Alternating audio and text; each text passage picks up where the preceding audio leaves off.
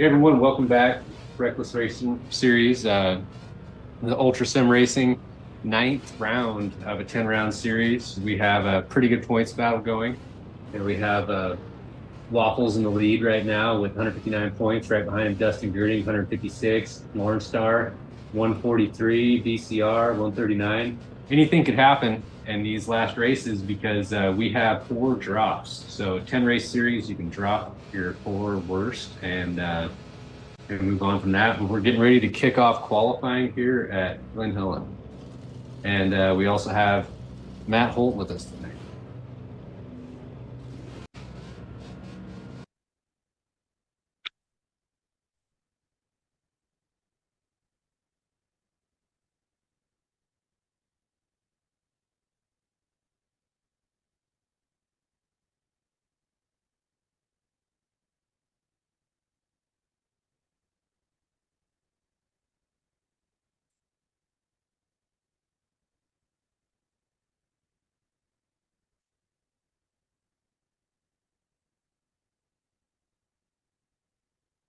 Yeah, I mean, really anyone in the top 3 right now could win it. So it's exciting coming down to the last one. This is one of those tracks where either you love it or you hate it.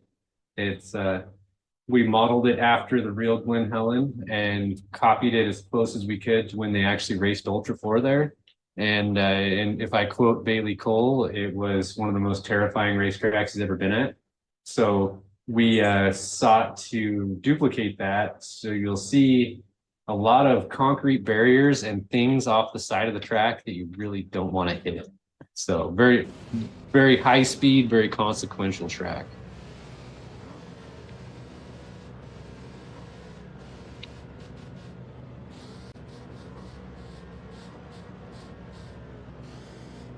Exactly. And you can see Bailey here. He's kicking off his run. He started way outside staging there to get a good entry into that first corner. Let me transition back.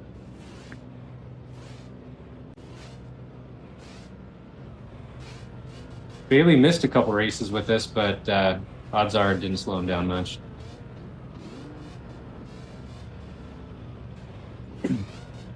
And when we did when we got the scans for this track, they were from satellite imagery. So there were actually all the little motocross tracks at Glen Helen were on there. So we decided to kind of fix up one of those little tracks and we were using it for a qualifying.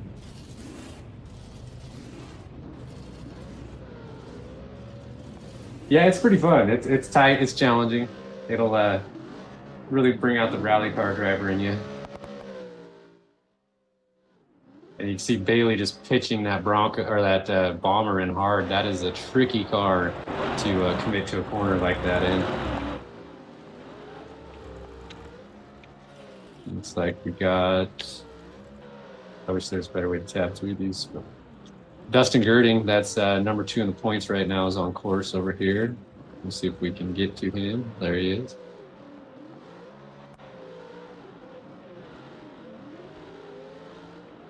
Dustin was leading the series for quite a while, and then Waffles got him by just a few in the last couple races.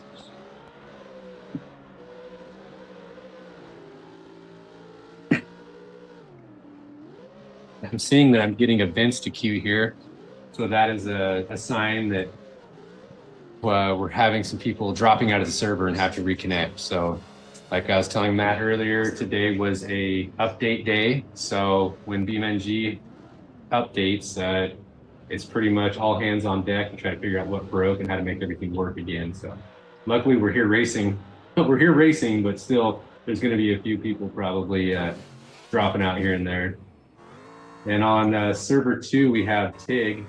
He's, as you can see how he backed it into that corner right there, he is the guy I mentioned earlier who drives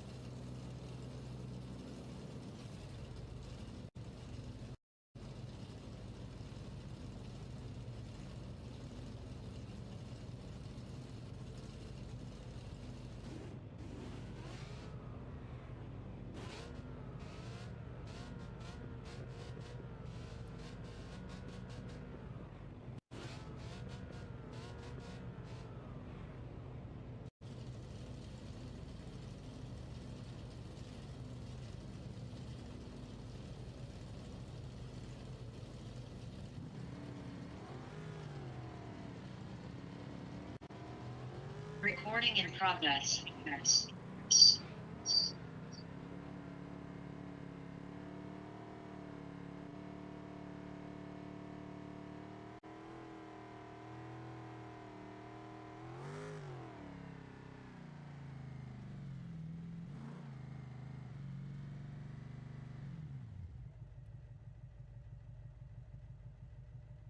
Yep, I got you. You got me?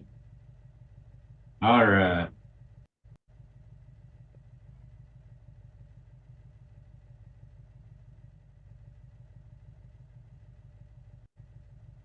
Yep. The one that's live. The one that's. Yep. All All right. There we right. go. There All we right. go. Well, we're back after a short, not commercial break, but hey, we could have some commercials queued up, right? So we could just. I agree. A very good friend of mine named Taylor runs production for us when we do our rock bouncing stuff, and he said the devil lives in technology. Usually, when we have he's like, I always make the joke that technology is wonderful when it works. Technology. We drive our cars to work. We get lattes. It's wonderful. I can FaceTime friends that live on the other side of the United States. It's amazing. I love it. The only downside is when it does not work, it is not real great. Absolutely. It can be a little bit tricky at times. And if you come to rely on it, as in the world of sim racing, we do, you got to be prepared for when it doesn't work. And unfortunately, we just have a couple fire extinguishers, and that's about it. So I love it. I love it. Good times. Good times. Yes, technology is wonderful when it works. But qualifying, how far we are in qualifying? It looks like we're about wrapped up. Rob Reno's running right now. He's always our late entry because he has a little commute to get home.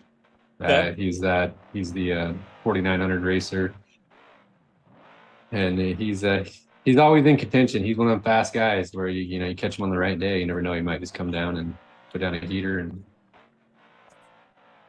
he definitely knows how to pass people. Yeah, that's good.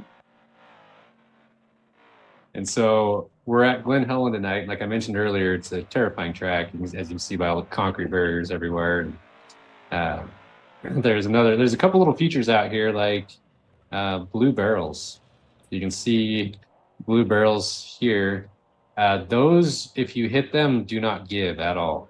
Really? They hit like a telephone pole, actually harder than a telephone pole. So, and there are a lot of those around this track. And what inspired me to put those in was the Jeep racing series that I used to do up here in the Northwest. Was more of like a kind of like autocross, I guess, but in a field. And they would have barrels out there, and there'd be literally hundreds of barrels in this field marking a narrow course that you would drive through as fast as you could. And if you touched one barrel, you were disqualified.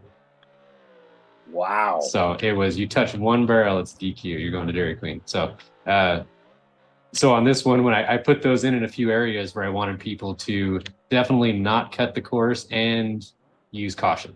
So yes, they're in here, and unfortunately, I'm guessing probably at least one person tonight will make contact with one of them. But most of the guys have really learned to avoid those things, similar to the juniper trees on our Arizona track, where you just don't go there. Yeah, those that's pretty rough to come out and hit a barrel like that and just get destroyed. It's not real great.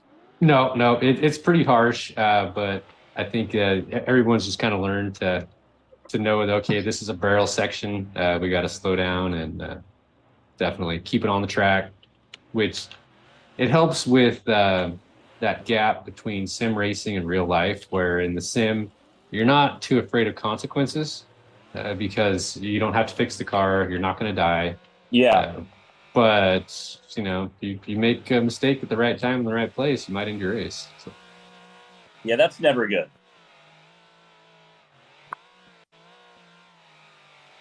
And driver tech make his qualifying run here in that truggy.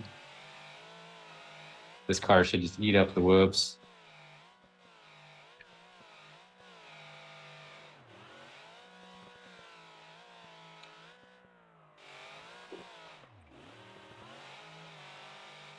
And this is our 8th race, I believe. Is that correct? This is number 9. So Wow. Our next race is the final round, and it's going to be at Johnson Valley, Okay. which is a standard track that comes with BeamNG.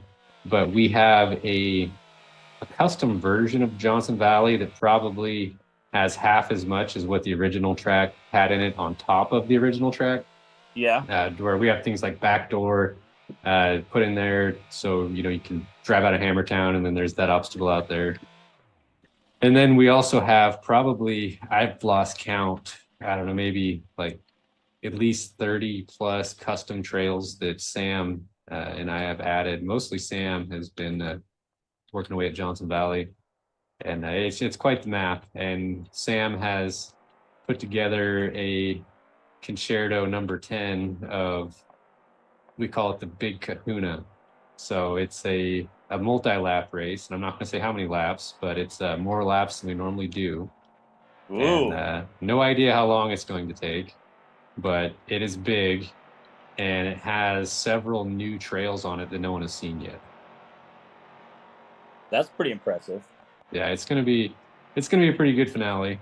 It'll be an opportunity for some wild card action, because with as long of a race as it probably will be, I don't think anyone's going to be making it without resets. So it's not going to be, some person get resets? It's going to be how many.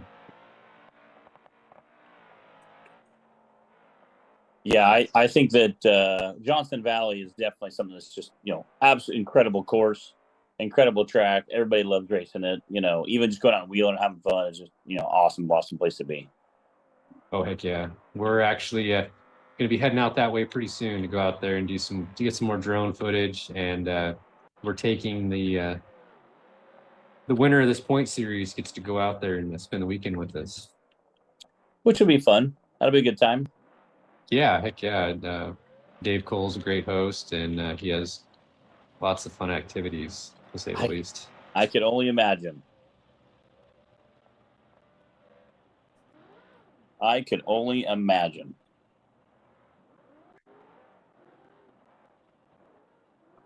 Yeah, Dave's a good dude. And I think he could probably be really ornery out there. I think he could be really, really ornery out in Johnson Valley. Oh yeah, I'm sure that's where that's his backyard. That's home turf.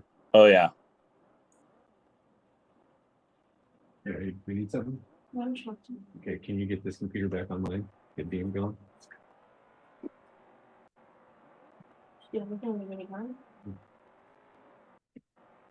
We lost server 2.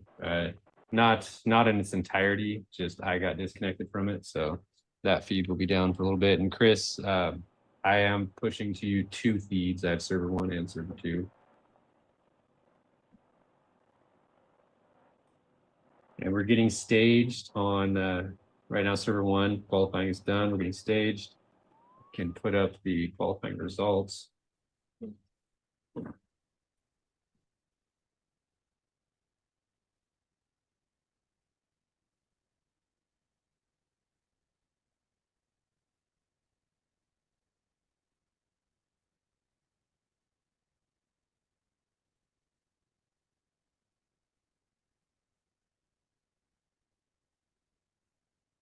So it looks like Bailey did it again. He's taking the top spot with a 101.588.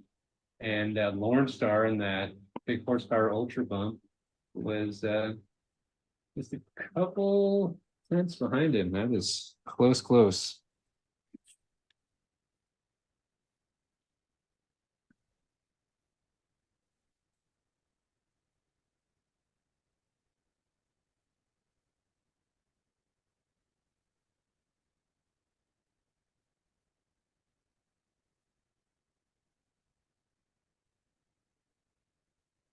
Those officers lined up on the starting line there. Kind of reminds me of that old shotgun start. Oh yeah, so this is going to be a land rush mass start tonight, where all of them are going to line up side by side and go for it. Which is always so cool to watch. Again, if anybody's watched the King of Hammers, you can see Class 11 usually do a land rush start, and it's just absolutely wild to watch. Just wild. All right, don't Oh. Again, watching them just rip off that start line. Like I said, again, that land rush start is just always so incredible. Yeah. Do you have a copy, Chris? Can you hear me? Matt, you guys got a Yeah, I copy? can. Yep. Okay, just checking. I thought I dropped off again. Internet. Thing.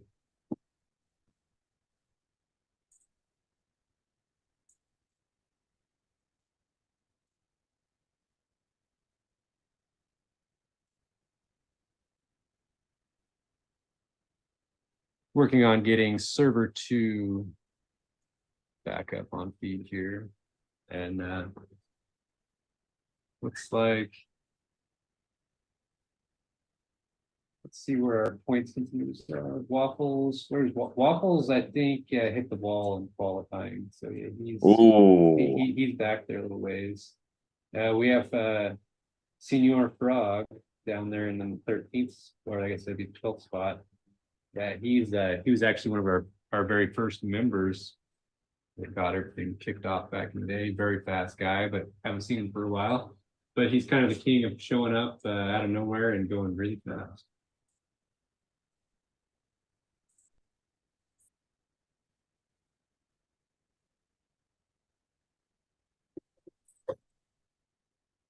Yeah, it's been incredible to watch some of the guys out there with the sim racing series. It's been just incredible.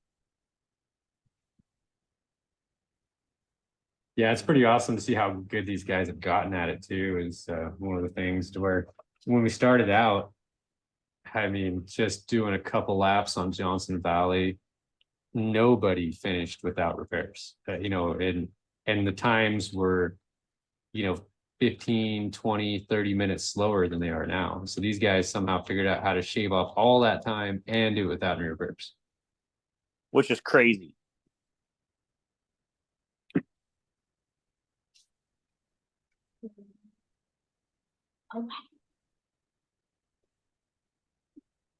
So are you just hanging out, or are you doing?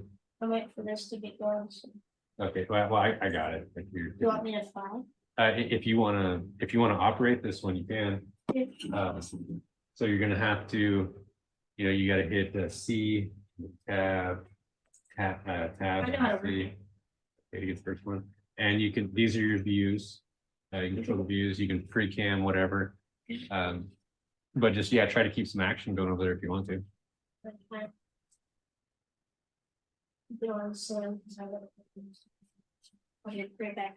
Yeah. I just picked up an assistant to run the cam on server 2. I can hear that. I hear that. Yeah. Oh, sorry. I thought I muted myself. I like it. I like it. Oh, yeah. So I guess I muted my mic, but it might not work. You're like underneath the buggy or underneath the crawler or bouncer or whatever you're driving, and you're working on the trench case, and like you just need a wrench. You just need someone to hand you a wrench. It does not matter who that person is, as long as they can hand you a wrench, they are a great help. So yeah, and if it's the right one, you can be friends forever. You got if not, they can try it. All right. A little repeat there.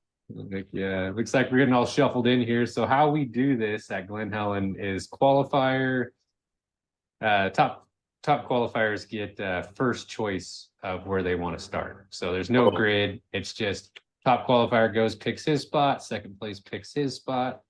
And a lot of guys like to get really friendly and like almost touching tires off the starting line, like we got going here. I don't but I love it.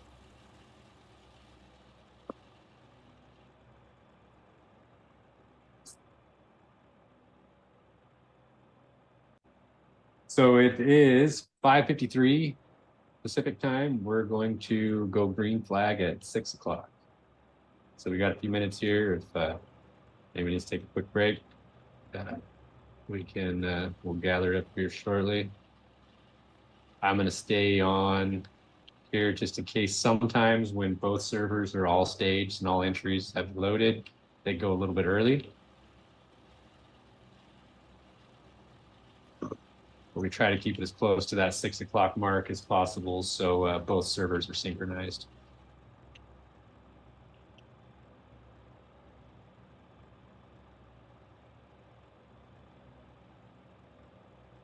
Okay. I'll pop over to that Discord real quick and actually they're all on the line, so they're not going to be able to. But for the next race, I'll hopefully be able to get some more people to stream. Streaming this, there are a couple guys who stream their race, which is very helpful because what we're going to witness on my main screen here has something called desync in it, to where we're not seeing the actual physics that the game is applying to the individual people. It's a slightly been through a couple different networks to get here, so it's not perfect. But when we watch their live streams, we can actually see it in real time and real physics. So we're going to push for more of that, but it comes at a cost. These guys are all, you know, hardcore racers. And when you're streaming, it does tax your computer a little bit more. And frame rates are very, very, very big in this type of racing. So every little bit of an advantage they can get, they like to keep it. So if they put out a stream, they're going to lose probably 10 to 20%. And some of the people have really powerful machines and get away with that, and others do not.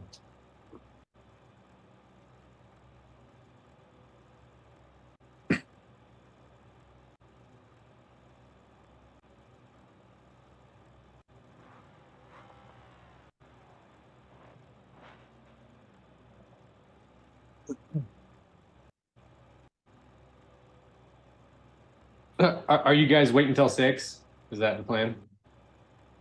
Okay.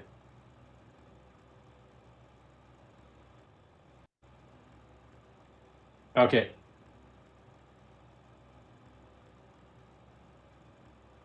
Okay. Yeah, I could go in and mess it up. uh, sorry about that. Yeah, we're no rush. So, okay. Okay, cool. I just wanted to double check if you guys were going to start early or at 6. So we're starting at 6. Okay, sounds good. All right. Godspeed, gentlemen.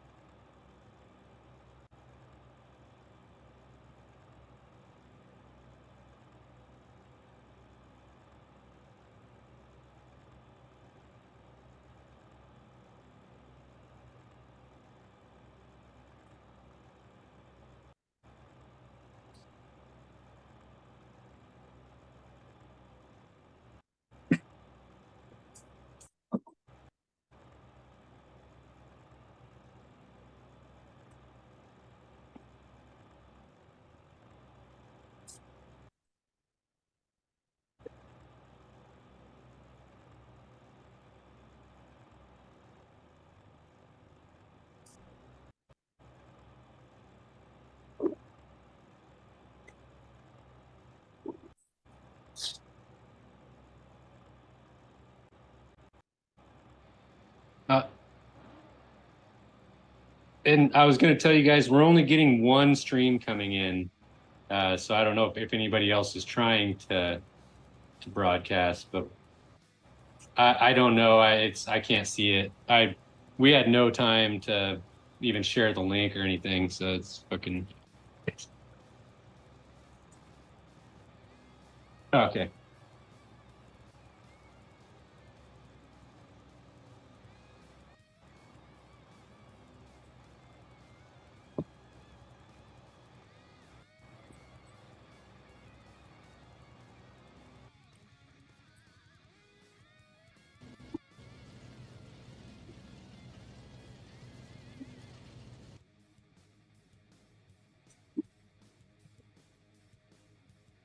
Okay, so the guys are waiting till 6 to start, and that is going to be in about 1 minute. Heck yeah, that'd be awesome. As far as streams coming in, I heard 3 or 4 people saying that they are sending a stream, but I don't know if, what we're seeing or whose we're getting because I can't see the stream.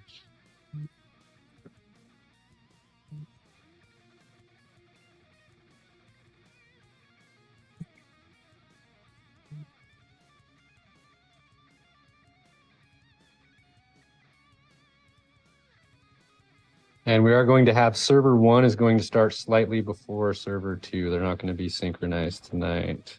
Okay.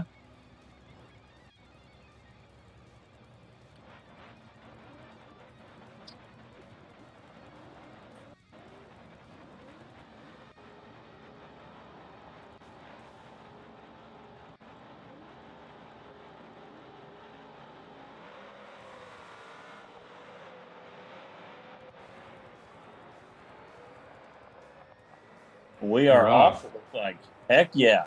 Turn 1, Lorne Star with that big horsepower is going to get a jump on everybody, but those 2 bombers right behind him, that's we got all the top points guys right there, got the whole shot. So we're off and racing. It's anybody's right now. It's just who can keep it together with all that dust and all that pressure, because there is dust and there is pressure. So Yeah. every one of these guys knows how to shoot. I could only imagine.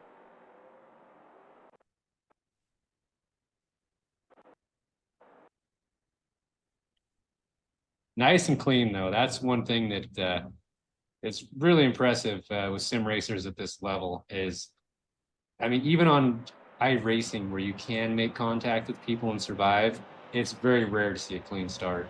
And these guys on a mass start, contact would be completely catastrophic. Somehow got it through turn 1. That's pretty awesome. A lot of respect on the track. I've been to a handful of tracks. I was just at Crandon for their big event, their big Labor Day event, and it's always exciting and to watch all the guys rip into that corner, but at the same time also super scary.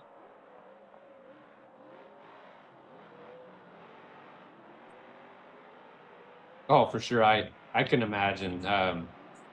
Have Bailey's, every once in a while told us stories about Crandon in a 4400 car when you're side by side and you come into that off of that land rush start going 90 miles an hour, open wheel, all bottlenecking together. It's pretty wild experience. It's insane. It's very, very cool. Yeah, and tonight we are running our longer configuration of Glen Helen. This one involves going up this canyon and up on this ridge where we just kind of made this randomly because I saw a spot to make a trail and put it in. But Dave said they actually ran a similar configuration to this one year. And the reason they stopped is, as we'll probably see at some point tonight, if you fall down into one of these canyons, one, it's a long ways down and there's no way out, but someone did. And they were actually down in the bottom of this canyon, pinned in their vehicle and couldn't get out because there's so much brush around their car. And it tumbled all the way to the bottom of the canyon and upside down, and they could not get out of the vehicle. And they had to wait until someone came to get the brush away from them and recover them and get them out. That's crazy. Yeah, so he's like, we don't do this ridgeline stuff anymore. We just stay. Well, actually, I don't believe they run Glen Helen anymore, but when they did, they decided they were just going to stick down there in the flats. Yeah. Like, we're going to just take 5. Yeah, because I mean, these race car drivers, when they put that helmet on, they go hard. They really do.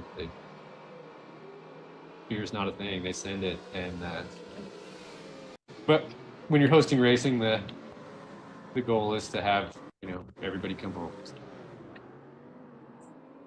One of the cool things about sim racing is everybody comes home.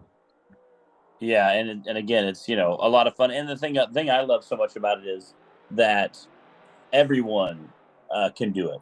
It doesn't matter your age level, your experience level.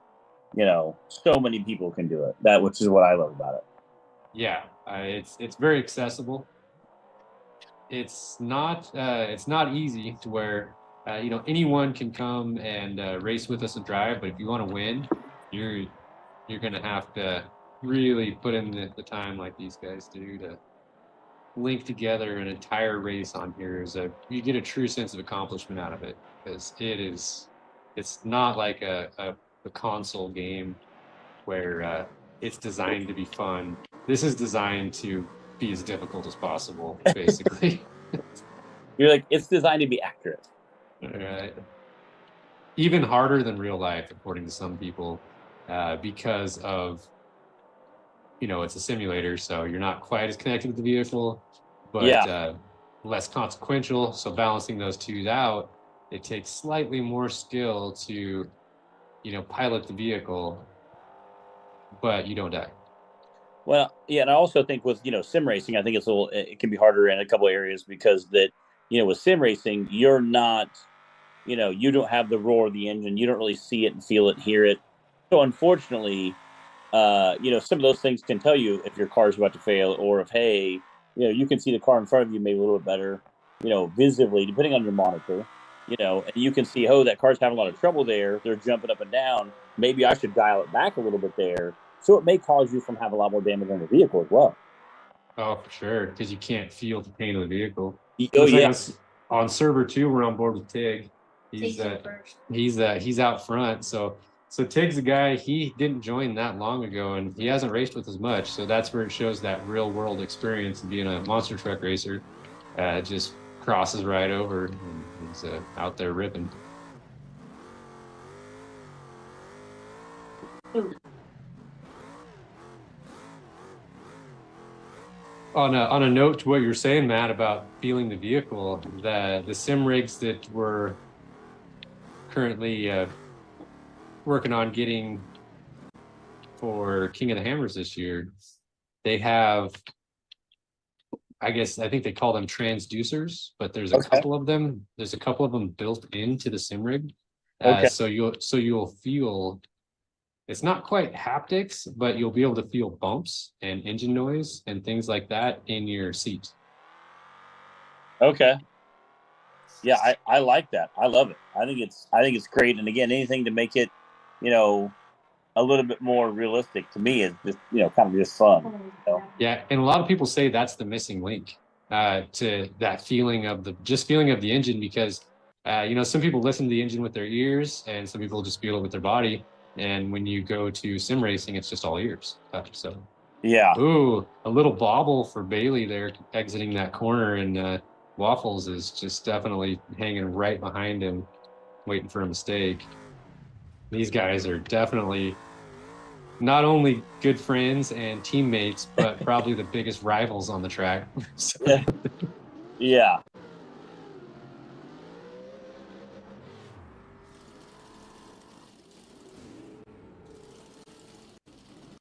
Yeah, no, they definitely are. I think you can say that for a lot of guys that race Ultra 4, that, I think you can say that for a lot of them. It's, they're definitely good guys. They all hang out. They all enjoy each other, but they're definitely going to battle hard, Oh, for sure. Yeah, you always race your friends a little bit harder than everybody else, right? Oh, yeah. Because you're going to see them later and you're going to hear about it. Oh, yeah. I probably raced my brother the hardest, Right. Getting out and bashing doors with him. I'm sure, us on go-karts is total havoc, that's just brutal, Yeah, looks like we had a good battle going in server 1 for the back of the pack too. We got 3 cars bumper to bumper.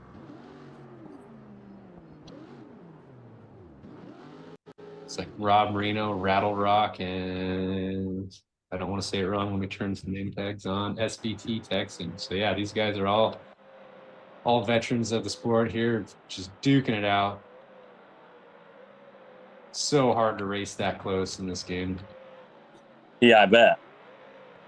That's one of the main reasons we haven't really dabbled in short course and stuff like that, is just because door-to-door racing on BeamNG just really isn't there yet. I believe it will be at some point, but it's not yet. And that's why we're focusing more on endurance style racing, where the cars are generally a little bit more spread out, but everybody loves the battles. They really do. Yeah. Yeah, I'm excited. I know Hammers, like I said, you talked about a little bit about Hammers coming up. I know that a lot of guys are starting to get geared up for that, get the hotel rooms booked, make sure they have rental cars booked, and even though we are a few months away still, again, trying to get some of that stuff all set up. And the desert terrain here, the Glen Helen track, kind of reminds me of the Hammers, kind of that, kind of deserty-ish terrain.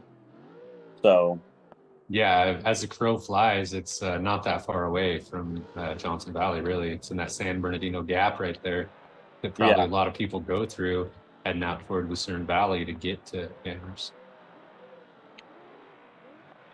It looks like Lorne Star, he's third place in the points right now, but he is in position to make up some ground on Dustin and Waffles if he puts together a good run tonight and those two have any unfortunate mishaps. And this track has plenty of opportunity for unfortunate mishaps.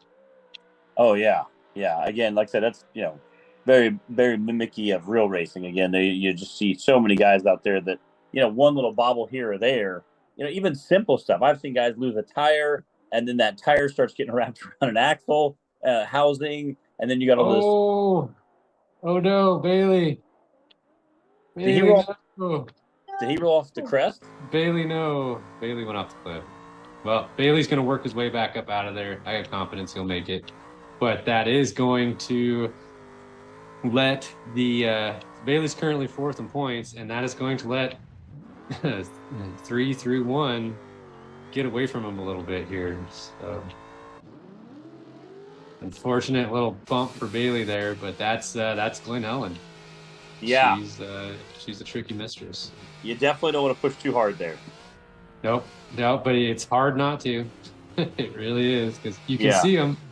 If I can see him, I can get. Oh, look at that! Bailey just sent it down that spine, and he's already back up to Yeah, and I feel like that's very Bailey Campbell style driving. Typically, is that he'll have no problem sending it.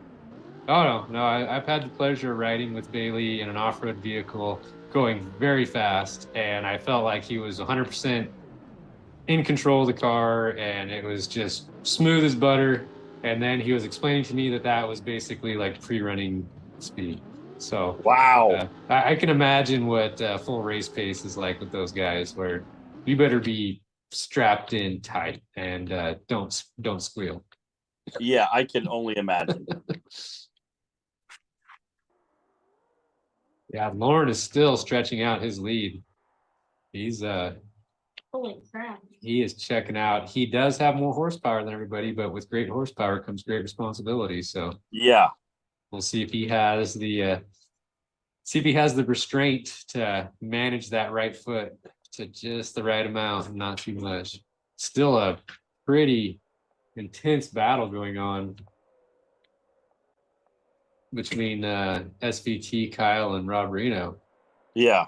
No one's giving an inch here. What's up? Again, I'll get some shout outs to some of our people online. I try to always show plenty of love to all of our racers, our racers and fans that tune into the YouTube. So Team Beer is online. They said they were talking in the beginning. They could only hear a few. Had some singing. And then Rusty Barticles. He said he enjoys the Sim series. Hillside Live is one of the shows I do with Rock Racing TV, so it's kind of cool to see that. Yeah, he said talked a little bit about you don't necessarily know the age or the gender of the Pearson racing. So you could have a 6-year-old little girl racing like a 45-year-old dude out there battling out side by side. He said that's kind of cool, kind of mystic part of it. Obviously, if usually you can use kind of context clues of the wordage they're using to kind of tell an age of someone, but he said it's very, very cool, kind of the mystique of it a little bit too, as well, with being the online forum. You also don't know where they're tuning in from. It could be somebody in a neighboring town, or it could be somebody halfway around the globe. So again, that to me is kind of neat about our viewership. Like I said, with Rock Racing TV, it's super cool to see our fans tune in from all over the globe. That we had some people that tuned in from Canada or Japan, Taiwan, one of the two. It was really, really neat to see last weekend. He was a friend of somebody in Kentucky, but he was over in Japan. It was very, very cool to see. And that's kind of neat just to see the different, backgrounds where everybody just thinks it's awesome to do. Yeah, and that's the thing about the off-road community is though, even though it's growing and has reached just, massive amounts of people, it's still fairly small in the scope of motorsports. So it's like, it's not just what discipline you're in, and that's all you follow. Off-road in general is a community in itself too, where whether you're into dirt track, short course, Ultra Four, all the way to Baja, rock bouncing. Like it's all still kind of falls under the same umbrella of off-road racing, and I think people of all those walks can appreciate each one of those for what they are. It does, and again, the safety features, like you talked about just now, the safety features, all those. Luckily, thankfully for the internet, and people have gotten really smart with message forums. I do some stuff with dirt track guys, and it's interesting to see the safety standards, whether it be like you said, dirt track or Baja or Ultra Four or rock bouncing, or short course. They've all started getting together and discussing some of the safety benefits of one versus the other, and talking about whether it be a safety seat or a seat belt or a Hans device, some type of new helmet they're working on, to see the safety standards all rise and kind of become more uniform over all platforms of racing is really, really neat to see. And again, it's very exciting, and it works out well because, at the end of the day, the racer benefits the most from it. Oh, for sure. Just helmet technology alone to where, go shop for a helmet and you're like, okay, I can buy one for $200 or I can buy one for $400 or I can buy one for $800. Well, there's a lot of engineering nowadays that goes into that stuff. To where in the past, it's like, okay, let's put this helmet on a watermelon and drop it off a building and see which watermelon looks the best. Yeah. Yeah. And now there's so much technology that goes into that, to how the helmet affects your neck and all these things, to where it gets to where you can go out in a race car, send it pretty hard, have a bad day, and still walk away from it. Yeah, no, I totally agree, and I think that's, again, like I said, the end user is me, and I'm the guy that benefits the most. So I think that's incredible that they've done that, and it really, really works out very nicely. Off-road racer said there's a pile up earlier. This is earlier. He said there's a pile up on the back of Pack, which is hilarious. He was talking about server 2. Colt Dog said good luck to everybody out there. So appreciate all of our YouTube subscribers, everybody logging in, checking us out. We appreciate that. It's awesome to see. Yeah, again, Colt Dog, he's a sim community guy, and so that's cool. We got some guys in the community in there watching. Heck yeah, we always love to see that. Again, everybody can head over to the Ultra 4 USA page and check out the sim racing here. The Ultra Sim Racing, we love seeing that. Thanks to everybody who's subscribing, and following the page. We appreciate it. Again, like I said, King of Hammers is right around the corner, so you guys can be heading out to the Johnson Valley King of Hammers, coming out there, checking out the big cars. I know there's a ton of tents that you guys can wander in, hang out, chat, find something to eat and drink, and be silly and goofy and have some good times with. So just understand that it is something that is very quickly addicting. So if you go once, you're definitely going to be going again. And it's a lot of fun.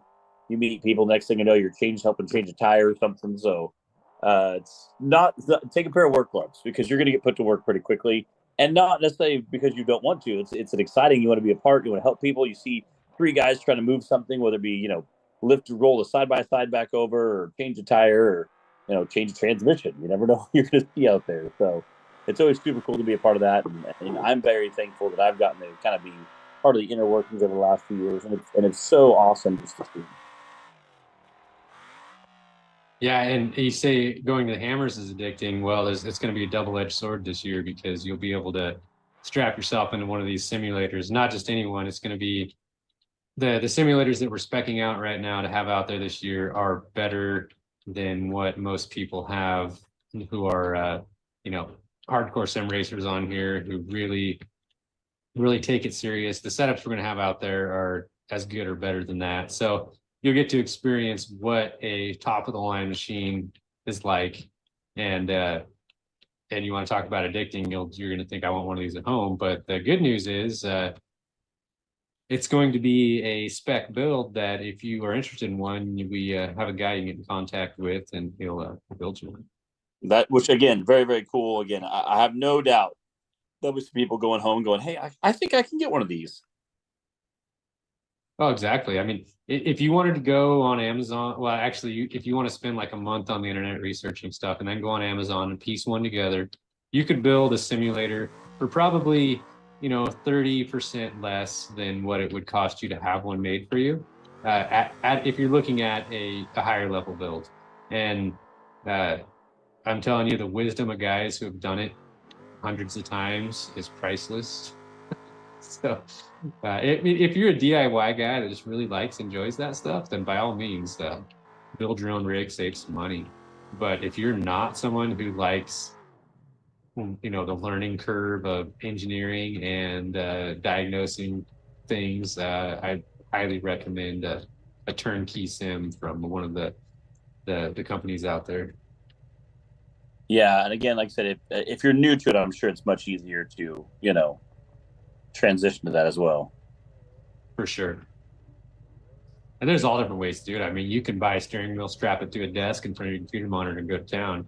But you quickly find out that you can't have anything on your desk anymore because it's all going to be on the floor by the end of your race. So, because it's going to vibrate off there and your pedals are going to move.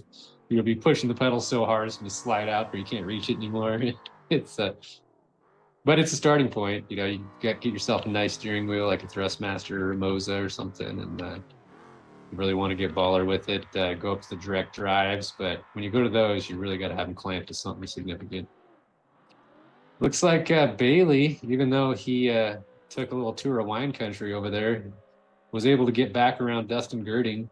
And I'm not going to say he's reeling in Waffles, but I don't think Waffles is getting away from him. So the question was, how much damage did Bailey sustain tumbling to the bottom of that hill, and did he have to take a reset for it? Yeah, that's the big thing, is looking at that reset. That reset is huge at the end of the start comparing notes and looking at those corrected times. I mean, that's pretty brutal. Yeah, that would have been an 8-minute owie for sure. So hopefully that's not the case, and he just tumbled gracefully and was able to get it back on course, because Bailey's always a good guy to see up there in the front of the pack, because he really keeps everybody honest. When he catches up to you, you know he's behind you. Oh yeah, and again, like I said, he's definitely a hard charger. Definitely somebody that's not going to slack around. Drives his car well, but also drives it smart too. I mean, a lot of guys can get out there, drive hard, push hard. No one in the game is no one to back off, no one to, you want to get up behind it. Unless I've seen guys push real hard to get up behind someone and then put pressure on that person, trying to force them to make a mistake, which I've seen before. Very, very, again, that's a very cat and mouse game. You're trying to get behind them, push them hard, make them think that you're just this hard charger guy, and it gets them to go out and not necessarily race their race and race the race that they should be racing, pushing way too hard, going way too fast, and they hit a washout and break a shock off, and now they're pulling over and you're out blazing past them. So again, he's a very smart racer. I don't think you're going to get in Bailey's head and try to convince him to do something he's not going to do. I think he's going to get out there, race hard, but also race smart too, which is kind of the name of the game. Yeah, if you're racing with Bailey, you're not thinking about getting in his head. You're just thinking about keeping him out of yours, basically. It's true. We're looking over on server 2 here. Speaking of just coming in and charging hard, Tig, that's the guy who's the monster truck racer. He's like I said, he doesn't have a ton of races under his belt with us, but he is still out front in server 2 with Senior Frog right behind him, who is another guy who doesn't really race with us that much. This is probably his first race this series or second race this series, and he's not that far behind Tig. So, and he's checking out on the rest of the pack. So it just goes to show. I mean, if racing's in your blood, you'll find yourself at home here. Yeah.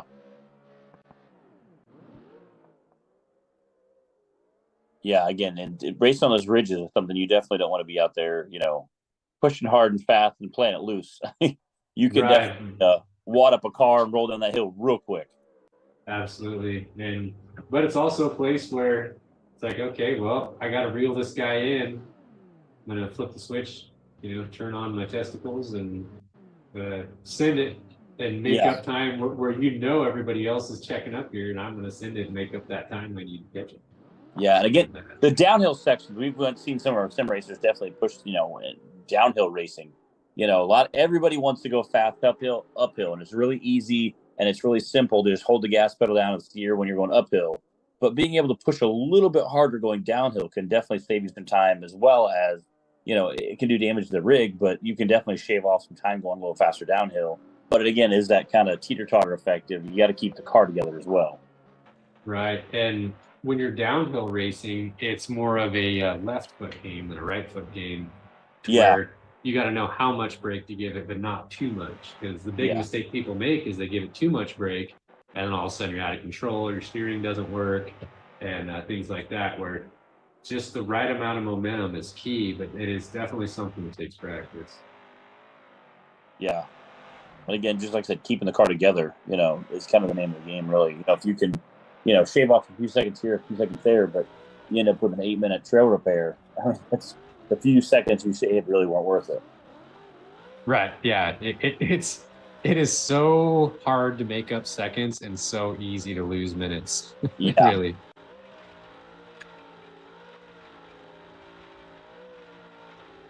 But that's what makes it fun, and that's what keeps these guys coming back week after week. Is they just know that, man, I know I left a couple seconds on the table, right there, and they just know they're going to be better next week, and it's just kind of that drive, the drive of progression. On board with Dustin Girding here, sending that ridge right here is about where Bailey ended up going off the edge. So Bailey must have caught a pretty bad bounce right there, been in some dust in order for that to happen. But this ridge here, this is the one that if you're not careful, it's super bumpy and you'll get going too fast. How many laps are they making tonight? So tonight we're doing 10 laps on our big loop. So this will be a longer race than we normally do at Glen Helen. So usually it's 10 laps on our short circuit. This is 10 laps on the big one. I would suspect we're going to see leaders crossing the line around the 1 hour mark. Okay. But, these guys always surprise, so we'll see. And you can see there's a little bit of mud in the bottom of that canyon, too. So when you don't see dust and you see dirt particles flying up, that's more of a muddy terrain. Yeah.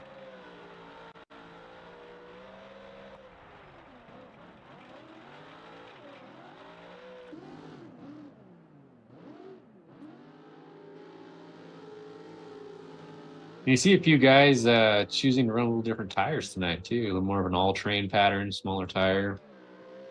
Yeah, again, the short course tire might be something you might see. I heard a little bit more, again, comparing it to like the Pro 2 and Pro 4 guys. Being able to wrap that tire up a little bit faster, kind of maybe slide around the corners a little bit. Maybe something you see. Yeah, for sure. And then when there's this many corners, corner exit speed is really important. And not all of them have the opportunity to carry a ton of entry speed into the corner. So the sooner you can get your RPMs back up and moving again can grab you some quarter seconds here and there. Yeah.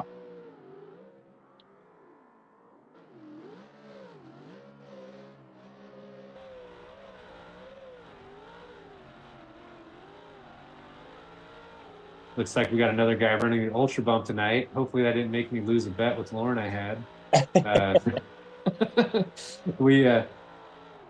Lauren was the only person Lauren's currently sitting in third in the points, who chose that vehicle, being that it's most all of these cars here are built by two guys, Tom and Isaac. They're really good buddies. They built most of these cars, with the exception of that ultra bump. Is a free mod that is available on the internet, but it was of such high quality for a free mod that we decided to put it in as an option. And after the first round of racing, there were some changes made to the vehicles pre-season, and not everybody realized the impact it would have on the vehicle. Yeah. So we gave people the option to change vehicles after the first race, which we normally don't do. And Lauren bet me that he's like, I bet you at least, I bet you some people are going to switch to this car, because Lauren did pretty well in that first race with it. And I said, I bet they don't. And nobody did. So and it's paying off really well for Lauren, but I think it fits his driving style though too. So Yeah. it's definitely a driving style car. But now we have Alex on server 2 here running that ultra bump as well, and Tig running the ultra bump. So technically I may have lost that bet, but unless he's watching the stream, I'm not going to tell him. Which I know he's watching, so damn it. Yeah. He's probably watching it while he's racing in server 1 out front, checking out everybody. That's got like the double monitor, three monitors there, 2 monitors and a TV. Yeah, so we have Lauren up here on server 1. He has checked out on everybody. Let's see. I'm not getting. It says he has 900 horsepower, but that's not right. He's usually running 1100, and I don't see why he would tone it down for this track. Yeah, this looks like a pretty, as far as the short course area of it, kind of looks more mild. I would think you would want the extra horsepower there. Yeah, especially when you go to pitch it into one of those corners and you realize your car is biting a little too soon, is going to apex early. If you can just floor it and push that apex out another 6 feet. Yeah. And that's kind of what I was thinking of, watching the Pro 244 guys, you want, those guys are running just stupid horsepower, and they can put that truck anywhere or slide it anywhere. He may have pulled horsepower out of it, because right now we see Lauren off the track parked, and what he's doing right now is taking on fuel. Oh, okay. So resetting your vehicle in this, the way that we've configured this game, doesn't refuel your car anymore. And I'm assuming Lauren doesn't have any resets, but in the past, if you took a reset, you started with full tank again. And we removed that and made it where you have to actually come to a complete stop, click a button, and fuel trickles into your tank at a set speed. So, and that's what we just saw happen right there, which Lauren still has a pretty significant lead, but Bailey and Waffles definitely just got a lot closer. Yeah. Again, that ending time is that corrected time is what really gets you. And Bailey is on a tear, so I'm guessing either he did not damage his vehicle or he took a reset, because he got around Dustin, and Waffles was about that far away from Dustin when he did, and now Bailey's reeling in Waffles. So Bailey's cooking. So I'm guessing either he did not damage his car rolling down that hill, or he has an 8-minute penalty under his belt. And if he has an 8-minute penalty, I mean, he has to be essentially 8 minutes or more than 8 minutes ahead of everyone else because of that shotgun start. So, I mean, that's just pretty brutal, And I've seen him do it before. I've seen Bailey at Grand Junction completely pass everybody and delete a trail repair. But wow, this isn't Grand Junction. So this is going to be there's no rocks on this track per se. So it's really hard to make up time on this. And he is reeling in Waffles on this ridgeline here. So I have a feeling his strategy is going to be to do a little bit of a method I call Rob Macking it, where you just get up there and say, hey, I'm here, no pressure. Yeah. Don't mind me. But I'm going to be getting around you in about 3 corners. So. Yeah. Yeah. Rob Mack may not be that slow, actually. Right. He's pretty on it usually. He doesn't do it. He's like, he likes to get inside the guy's head behind him and just say, I'm not going to wreck you. Like, Rob will always run you clean. Because he's like Bailey, where he has ultimate control of the vehicle. He can pretty much put it wherever he wants, but. Yeah, I've seen some of those guys literally be, I mean, there's a core, 2 trucks at 1,600 horsepower, 1,400 horsepower, and there's 2 trucks that are a quarter inch apart going into a turn at, 86 mile an hour. And I'm just like, that's incredible. Oh, yeah. Those short course guys are so good. I mean, most of the top guys have been doing it for so long that it's literally muscle memory, where they probably can't even tell you where the buttons are or what they do. They just push them, Yeah, I'm sure. It looks like Lauren still has a pretty healthy lead on these guys. I know Waffles with that. Bailey gets really sideways off that little tabletop. It's going to take a little detour to get back on course. Waffles, he has like 265 liters in this car we call Stacy's Mom with the big old badonkadonk on the back there. It has a desert tank basically, so we're probably not going to see Waffles taking fuel. This bomber that Bailey's driving has a smaller fuel cell, but is pretty fuel efficient. So I'm going to say we might not see either of these guys take fuel. Yeah, which again, that looking at a time saving aspect, if you can, shave off a big chunk of time versus doing a little seconds here, a little seconds there, it makes a big difference in the end. Yeah, and that's probably where Lauren's at in his head right now. He's like, I'm guessing, he's probably not running full throttle. He's trying to conserve fuel, but still maintain speed. And that's a big folly of sim racing, is a lot of people, seems how you don't get the same sense of speed or getting shoved back in the seat. They'll just hop in a simulator. It's a 900 horsepower car that they've never driven in their lives. And within 10 seconds of driving it, they'll have their foot flat on the floor. And that just, doesn't pencil. It doesn't work. You won't be able to control the car. You're probably going to break it. Well, yes, I would say either break the car or you'll be upside down. One of the two. Exactly. So that's where you watch these guys. Like right now in the bottom right of the screen, we're seeing Lauren's telemetry as far as his pedal inputs go. I believe we're on Lauren. Let me double check that before I start talking about it. Yeah, so we're seeing Lauren's telemetry right now. He's at 178 degree water temperature, 86% fuel. And if you watch his throttle input, which is that green bar, it doesn't reach 100% very often. And his braking's not reaching 100%. So it's you literally put an egg under your pedals when you're driving these things on the edge. Wow. It's like, I think it was Daryl Waltrip said, there's 1,000 points of contact on a gas pedal. So, it's there's no like quarter, half, and full. Yeah. There's 1,000 points of contact on a gas pedal that you can work with. Yeah. And again, just, keeping that car exactly where it needs to be is kind of the biggest thing. Yeah, exactly. Like right there on the straightaway, we saw him go 100% throttle and 100% brake. But that's going to be pretty rare for that type of car. He does have it tuned down though. That's a 900 horsepower. I'm guessing he did that for fuel economy reasons. And he's running smaller tires, so it doesn't need to turn those 43s.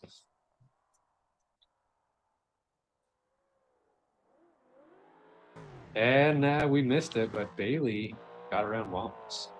Wow. So Waffles is not an easy guy to pass. So Bailey's definitely on a tear. If he is not trying to make up time for a repair, he's going to be in good contention for this race if we hold it together. Yeah, being able to keep the car together is huge. And again, like I said, talking about that pass, we had seen several guys who got stuck together trying to make passes before. So, keeping that car together, but also have a nice clean pass to make a huge difference. Yeah, for sure. And I know, like, Bailey and Waffles are good friends. If either one of these guys took the other one out during a pass, they'd probably stop and wait for him. Yeah. That's just pure class there, Yeah. Unless Bailey's trying to make up an 8-minute repair. Then he's like, sorry, buddy, I wish I could hang out, but I gotta go. Yeah. Which I could see. I could absolutely see. Yeah, it looks like Lawrence Starr is about to reel in driver tech. So a little bit of lap traffic. We do not normally see that. I'm guessing driver is having some trouble with his vehicle and not wanting to hit that repair button because he's usually very fast. And we'll see if we get a little bit of siren. Yep, driver's going to get out of the way, let him go. Good race etiquette.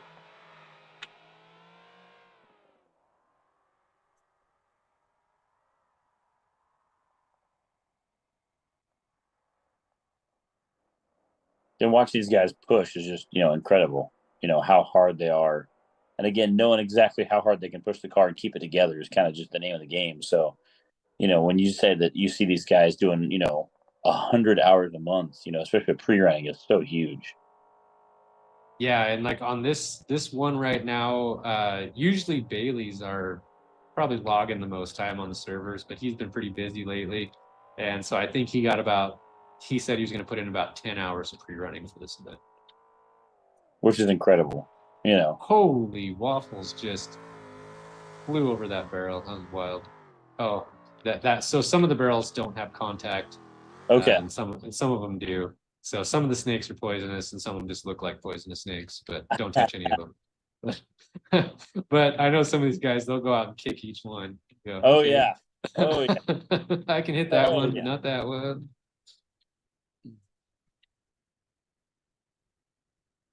Yeah, that R&D is kind of worth its weight in gold there. Oh, for sure. It's like anything, just the more familiar with it you are, the less you have to think about it in the moment. Yeah. And anyone who's familiar with racing realizes that you're not thinking about driving a car on the edge of its limit. You're thinking about driving a car. Well, you're not even thinking about that. You're out there driving your car on the edge of its limit with a bunch of other people doing the same thing, playing chess. So it's you're not thinking about the car. You're thinking about the chess game.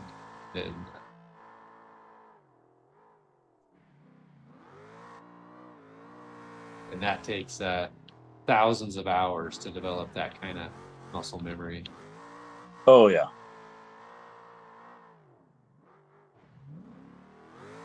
Or as Sensei says, 3,000 repetitions, which in a game, I guess you could probably get that in a night. But that's a lot, though. That's a lot to choke up on. Yeah, especially if you're just like learning down blocks or something for the first time. Yeah. Now it looks like Dustin Girding has fallen back a little bit. I'm going to assume that either he has sustained a little bit of damage or he is putting it in safe mode for the rest of the race and kind of just going to maintain that position without going off the track. Meanwhile, Waffles is probably pretty pissed Bailey got around him. And so I have a feeling he's turning it up. He knows he has a big fuel tank.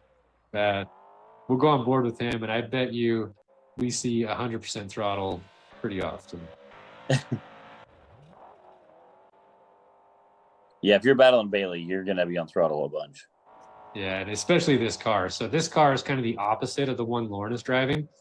So this car is extremely stable and sort of underpowered in a way, where the one that Lauren is driving is overpowered and unstable.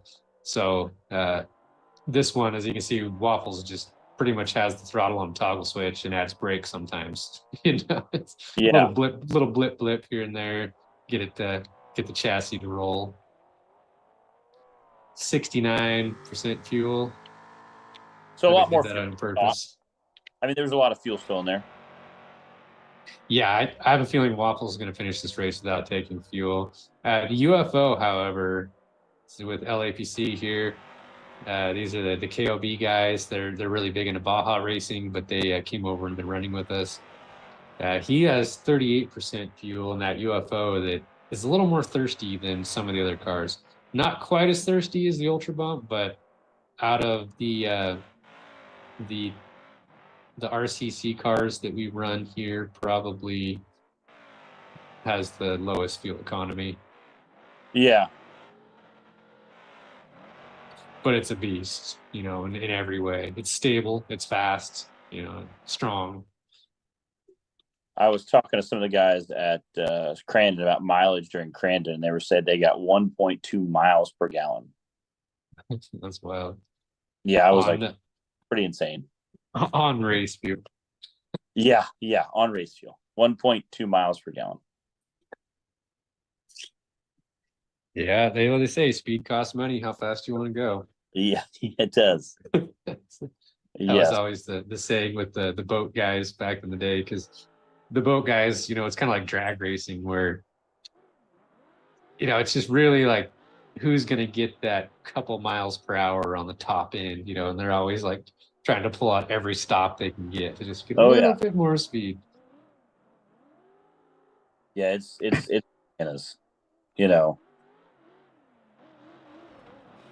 But we got Dustin Girding here. He's down to 15.8% fuel, which unfortunately we do not have a lap counter that we can see at the moment.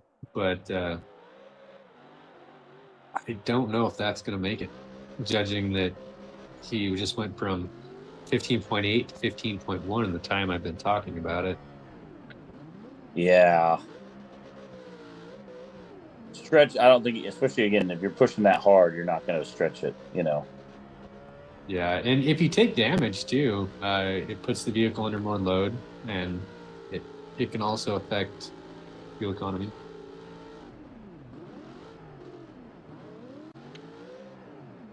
It looks like Bailey has a little rear steer going on.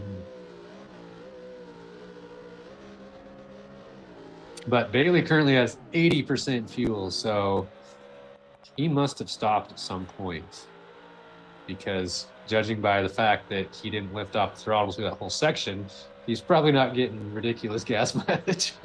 Yeah. And if you watch those pedal inputs in the bottom right, you'll see that the braking and the throttle overlap.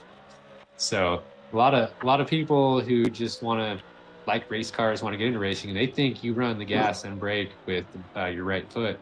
And when you're driving a car on the edge, there is no time transitioning feet. You are driving that car with both feet. Yeah. And you're going to have to do quite a bit of braking as well. And that's the tricky part when you first start to learn left foot braking, is that as you hit the brake, it throws you forward in the seat a little bit, so you brake too hard. And what I did personally was I just started doing left foot braking in my daily driver all the time. So I just always do left foot braking. That way, it's just second nature, muscle memory. Yeah, again, like I said, you know, with the Pro 4 guys, you watch those guys, they're on the gas, off the gas so much it's bananas, you know. Oh, yeah. They have insane brakes. Insane. Well, if you watch them, especially if it starts to get a little bit dark out, you can see those rotors just glowing on those things. Glowing. But again, you have to have super high quality stuff to be able to handle that. Yeah, like at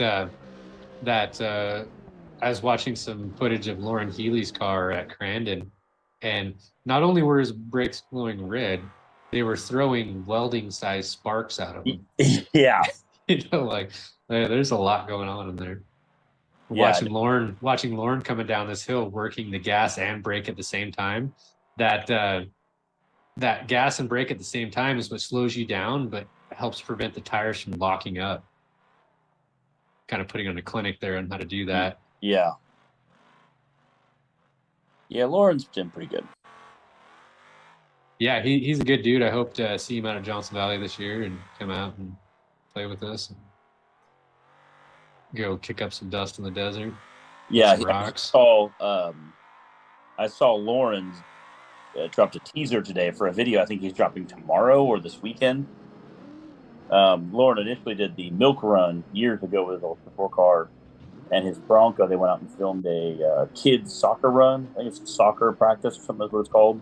Oh, and nice. It's I'm guessing it's a bit where he has to take his kid soccer. And the video so far, just the teaser looks bananas. So. Oh, I'm sure. Yeah, because that car is amazing. He's a hell of a driver, and they have quite the production crew. So yeah, I bet that's gonna be an awesome video. And I did see that first one. That was when he drove through his garage door, I believe. Yes, it was. Yeah, yeah. Need a new one, anyways, right? And that's what everybody's like. Did you really drive through your garage door? He goes, "Yeah, I really drove through your garage door." He goes, "I need a new one," but he goes, "That was the fact of the matter." My question would be, did he make relief cuts in it first before he drove through it? I would say so. You want to take half the house with you in the process. Yeah, I would say so. That was a cool video. That was out at Farmington, New Mexico, where we go for We Rock Grand Nationals are out there. And that is a really cool place to go out and crawl. Big monolithic rocks, just so much fun. Yeah, I'm sure it's a pretty incredible place to be. Yeah, if you're a professional off-road person, it's located fairly centrally on the country, to where you can, unless you're going to Crandon, that's probably a pretty big stretch going up that way. But actually, really, it can't be that far. No different than someone going from the Pacific Northwest down to Johnson Valley. But it just what you have in your backyard to go practice with and tune with is pretty awesome. Yeah. Oh, and we're seeing LAPC working parking brake too.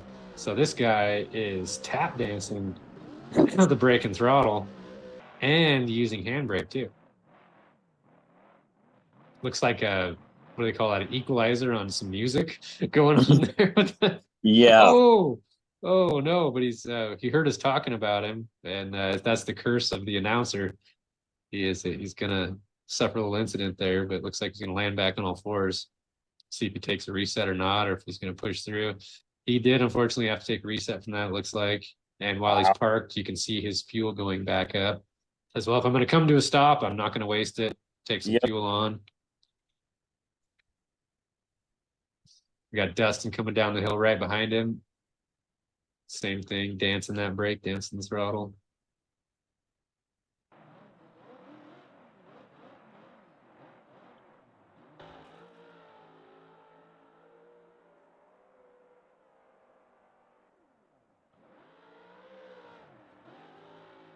That's one thing hopefully we'll be able to integrate before the next race series is some kind of a live timing or lap tracking where we can, so that way we'll know where everybody is on track and in time and everything for just for the sake of calling the race. Because it is nice to know. Right now we know that Lauren's out front, Bailey's on a tear, Waffle's right behind him, Dustin Girding keeping them all honest. But we don't know what repairs they have or what lap they're on. Yeah.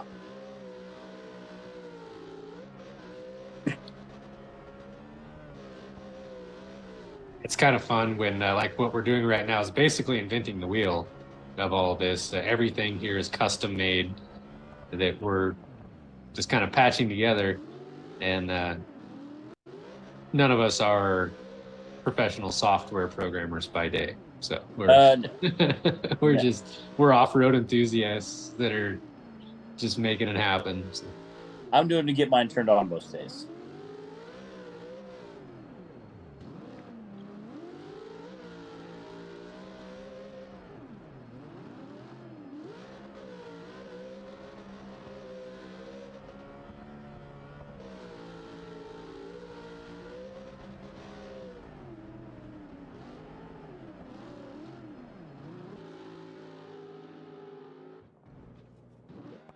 Ooh, Lauren carrying a really big three-wheel motion.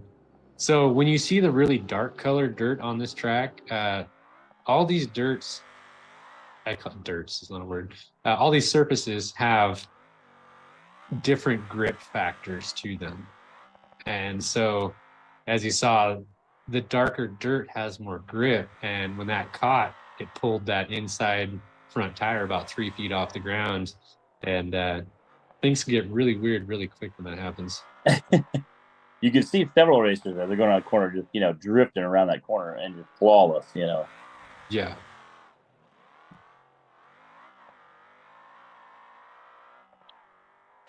Ooh, driver tech on his side, unfortunate. Hopefully, if he was suffering some damage, he pulled in for a pit repair, because that is something that we can do. So there is a designated pit area, and if you pull into there, your repairs will only cost you 3 minutes, which hurts, but isn't totally detrimental, especially if the people you're racing against are probably also going to take a pit repair as well. Yeah. Because I can tell you this much, for me to get a clean lap around this track would probably take me like 5 tries. So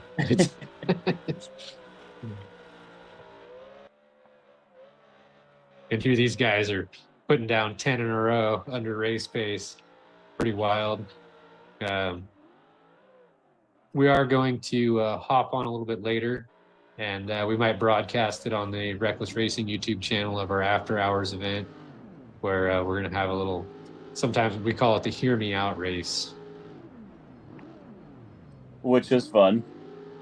Yeah, it's usually, we don't know like how, whether it's the winner of the race gets to choose. They pick a car, and it's usually something pretty ridiculous. And everybody races that around the racetrack, and it's a good time. Which is just fun. Oh, yeah.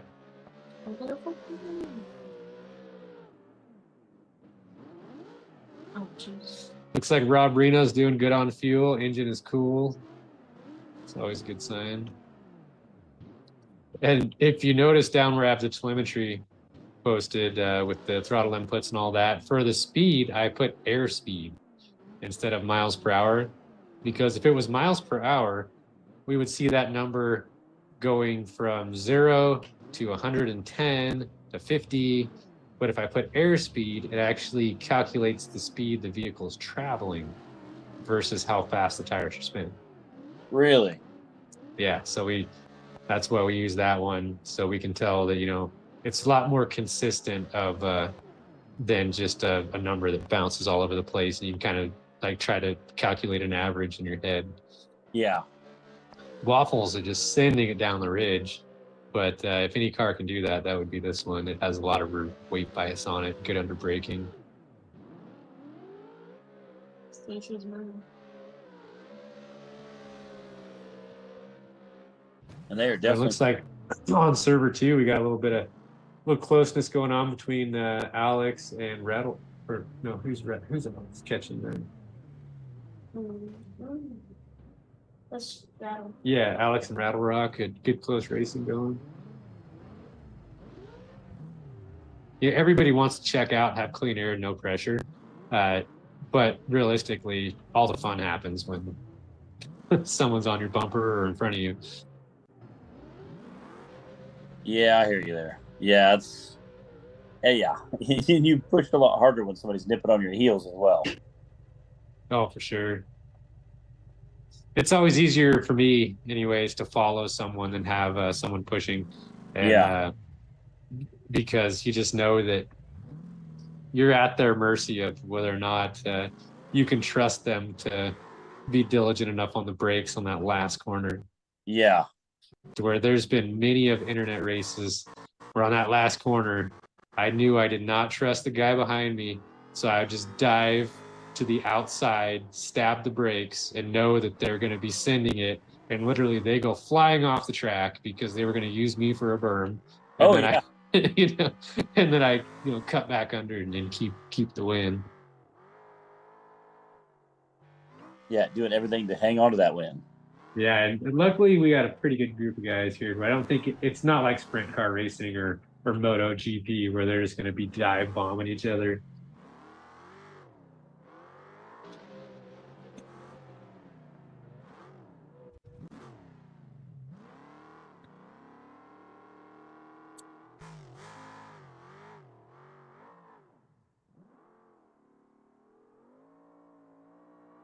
Do a big zoom out on server 2 here and see where everybody's at. It looks like either Tig is catching up to Slinky Sam or no, definitely Tig is still out front. Tig has definitely stretched out his lead on Frog. And I'm guessing he's probably settling into a pretty good pace right now to bring it home. And so on server 2, if we look at the telemetry, I'm seeing Tig with up to 16 pounds of boost. His engine temperature is over 200 psi. His horsepower is 1,508. So he's running the full-on ultra bump here and just putting on a clinic with it. That's pretty cool.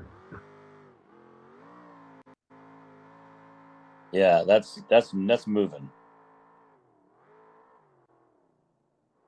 But if you drive monster trucks for a living and you're used to just ridiculous amounts of horsepower, I mean, it's probably not too foreign. Yeah, this might be boring for him. He's like, I drive a little bigger tires. Right? Yeah. Is there a tire max on this? Yeah.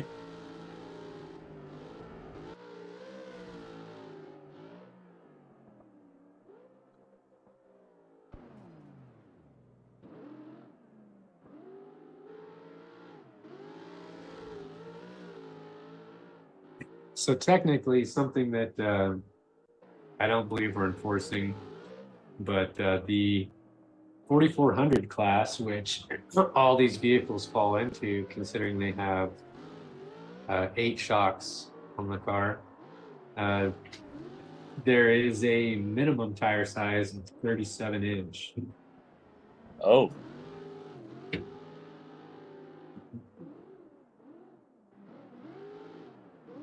Yeah, and again, I was talking about that a little bit earlier. You know, when you get a 37-inch or a 40-inch DOT tire, 35-inch for like the 4600 class. If you get that DOT tire, you get that DOT tire hot enough when you destroy it, those metal beads can wrap around the axle housing, and you can end up in all kinds of trouble. I've seen crews have to spend minutes and minutes cutting, with a grinder cutting off wire just to get a tire so you can take the tire off. Yeah, I can only imagine. Yeah, you get a DOT radial wrapped up around something. It's going to be like a boa constrictor on there that just doesn't want to let go. Yeah, it's not good. And a lot of people say that the DOT tires are better in certain conditions. I haven't ran DOTs on mine for a long time, but I run the old, really old, ridiculously weather-checked BFG crawlers that are completely bald. And that's the tire that's worked well for me. But anytime you get into a wet or muddy environment, that's where we've seen the DOT tires come in and shine. Really shine, yeah.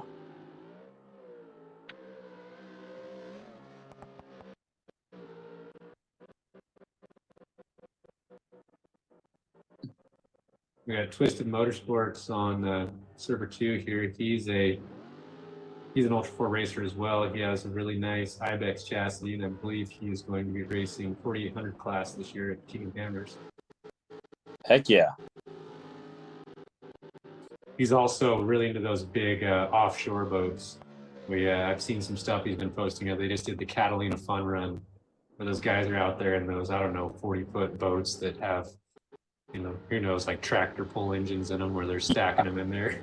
Yeah, and those are really cheap. That's a really cheap hobby to be in. Yeah, they get great fuel mileage, and they're not expensive at all. Great fuel mileage. Yeah. They run like 2 500-gallon tanks or something like that. It's bananas. Yeah, but if you're feeding like 2 1600 horsepower engines, like you have to have tons of fuel. Yeah, for sure. It looks like we got a little battle going in server 1 again with Eric Rubio's caught up to SVT Texan. And then I just caught a glimpse of someone right behind him. I couldn't quite see what it is, but I'm seeing SVT Texans running, his engine's overheating. I just saw 220 degrees there a minute ago. It's cooled back down, but he's definitely pushing that car hard, trying to keep that UFO behind him.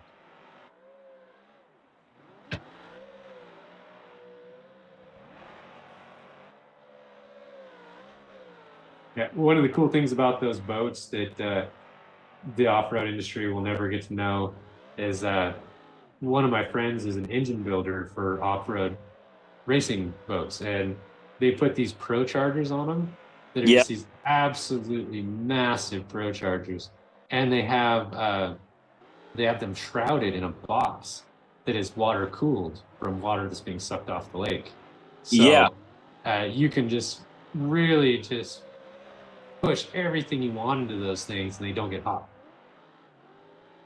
Yeah, we had a bouncer driver that had a pro charger a few years ago. Gold Rush was the bouncer, and they ran a pro charger on the front of basically a pro mod drag car engine. It was just bananas. Good Lord. Yeah. We see Bailey holding it no less than 97% going up that hill. He's on full send mode. He says, I went off the track here earlier, but that's already behind me. I don't care anymore. Yeah, he's 100% throttle. yeah, that's old news. 36% fuel left for Bailey. I don't know the lap count, but I have a feeling that'll probably bring him home. Floating down that ridge line, definitely has some confidence in knowing where he needs to slow down and not.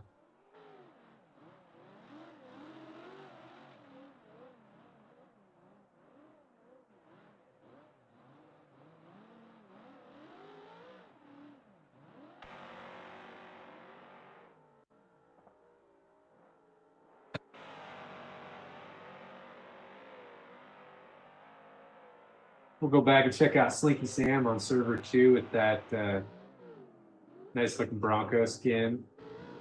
That's the BDR Bronco. So all of the mods in this race are made by 3 people. And with the exception of 2 of the mods, all of them are made by 1 guy. So Tom made all of them except for the Bronco and the Ultra Bump. This Bronco was made by Isaac of BDR, Beam Desert Racing. And it's definitely an exceptional mod in detail and quality, but not quite a front runner as far as competitiveness goes, which I believe was intended. He wasn't trying to make the fastest car. He was just trying to make a really nice, realistic, fun to drive car, and that's exactly what that one is. Yeah, and again, that's kind of the goal. I think a lot of times is getting a car that's fun to drive, but yet at the same time you're gonna be able to keep it together. There's a handful of guys out there that have created these high horsepower, just unbelievable cars. The only downside of that is you do have a lot of problems, with durability, just because you're pushing that car so hard. Yeah, and that's where, fortunately, the mod community that we're in right now is very, very focused on realism, and they get a lot of flack for it. So every time they release a new mod, everyone's saying, hey, it needs more horsepower, it's too fragile, this and that. And they're like, learn how to drive. Yeah, and that's all. Ultimately, that's that's kind of what you're shooting for, is just trying to keep the car together, keep it living. Miles says it all the time. We've heard it from Dust to Glory made it kind of famous. To finish first, you first have to finish. Yeah, absolutely. Yeah, Dust to Glory. That's a great movie. If you haven't seen it, definitely watch it. It changed my life. Yeah, it's a great movie. I was a huge off-road fan, on the East Coast, and we've done Midwest. I'm from the Midwest, but people on the West Coast say we're East Coast just because they consider like anything like past the Mississippi East Coast. Yeah. Yeah, if you watch On Any Sunday and Dust to Glory in one day, I dare you to not try to race something within the next year. Yeah. It really inspires you and shows you how much of a, I don't want to abuse the word, but religion off-road racing is.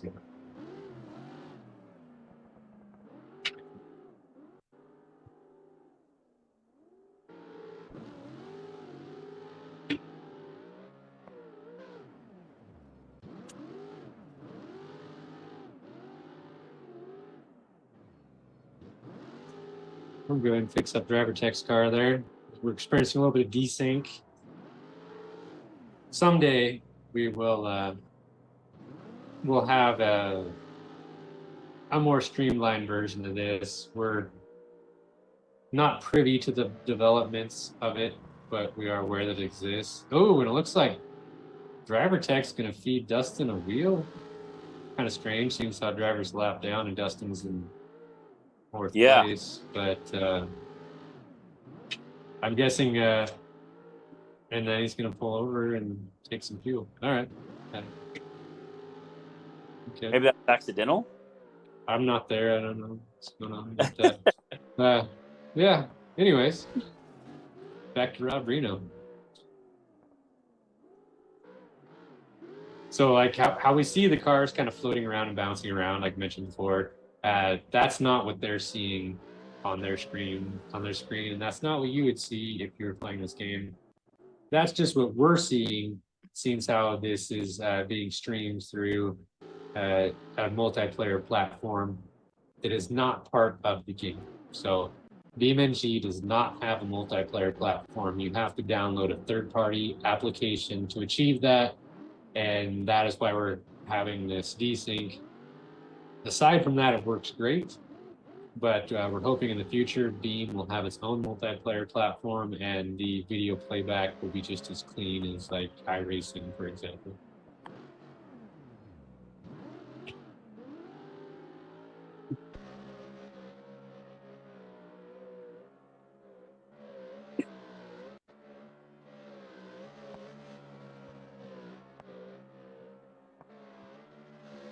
We'll pop into server 1 and do the big zoom out and see what we got here.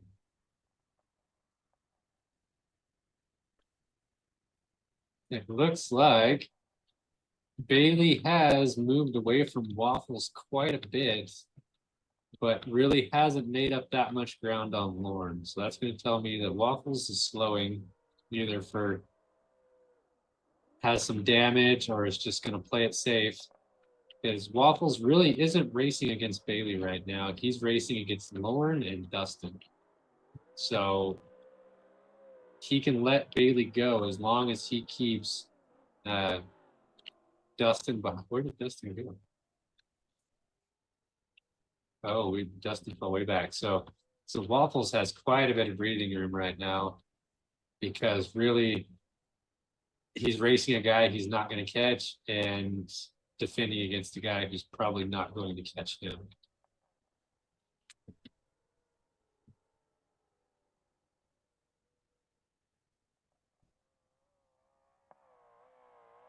But Waffles is also 19, so it's this is like every turn is the fourth turn, last lap of Daytona. Yeah.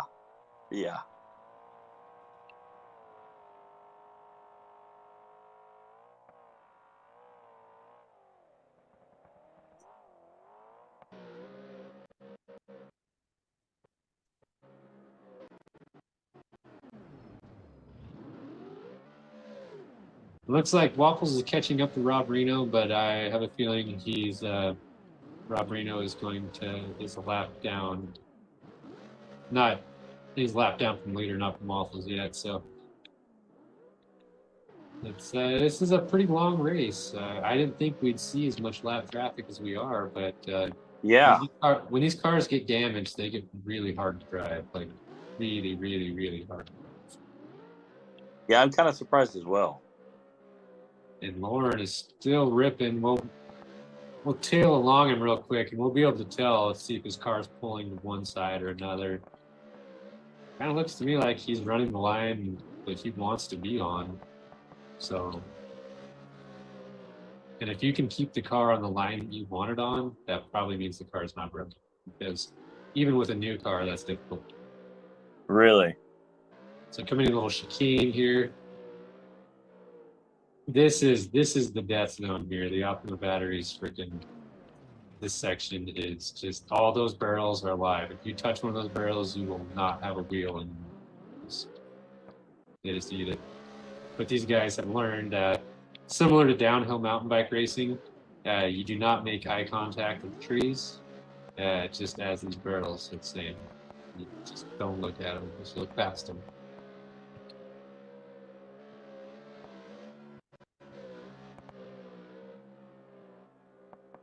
And the tricky part is there's barrels and tires. So the tires the tires have no contact. So if you hit the tires, they're just there for visual reference. They will not damage the vehicle, but the barrels will.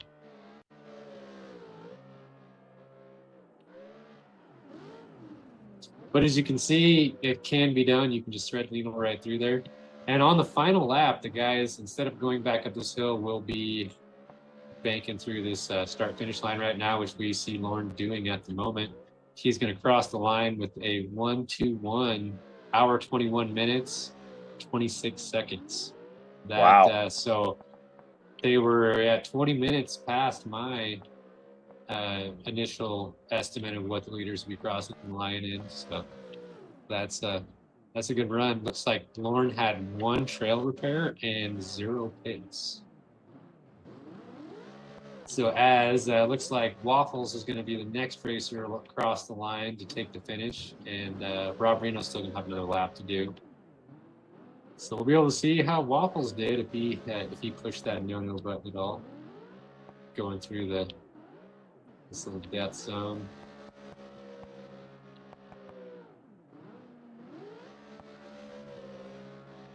I really wish I had a drone controller so I could just fly with drone controls. Yeah.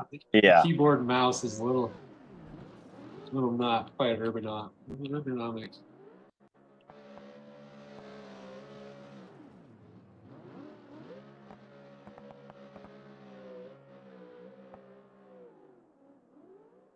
This is it in the books at 10 laps on the Glen Helen Big Circuit. Get her done. Again, yeah, a little longer than I thought we would go tonight, but again, I know these guys are pushing hard, pushing fast, trying to keep everything together. Yeah, I mean the fatigue that these guys, I bet every one of them is just soaked in sweat right now. They are. Ooh, Waffles 115, 0 trail, 0 pit. Wow. So that trail repair that Lauren took added 8 minutes to his time. Quick math guy, where are we at? 15 plus 8. We're at 23. So Lauren was faster, obviously, on track because he finished first, but that trail repair got him. Man. Waffles with the 0-0. Currently sitting in first place. And here comes Bailey. I'm going to be really shocked if Bailey doesn't have a repair, but you never know. I think he will, just by that rollover and then how fast he was pushing after that. Yeah, it's really hard to roll to the bottom of the mountain and then drive it like a Formula One car after that. So here he comes. We're about to find out. Take a little bit of liberty with that inside corner there, but 1 trail, 1 pit for Bailey with a 127.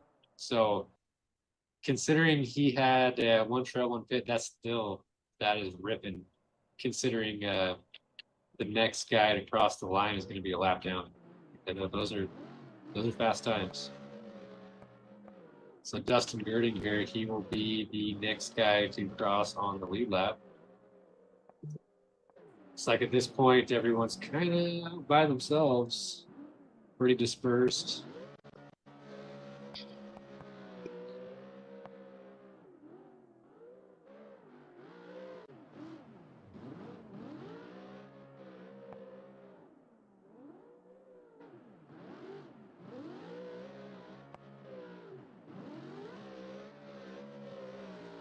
Yet again, like I said, they went a little bit longer than anticipated, but again, lap times, watching those guys, they were trying to definitely keep the cool and not end up with a bunch of trail repairs. Unfortunately, Bailey did get one, but trying to keep the car together.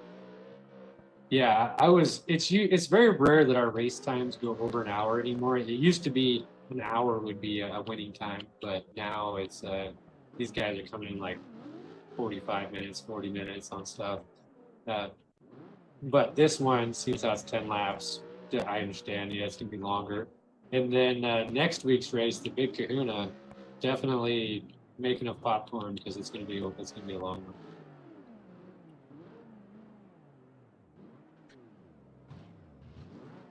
But that'll be our grand finale, and at that time, we will crown the champion of the very first Oath of Sim series.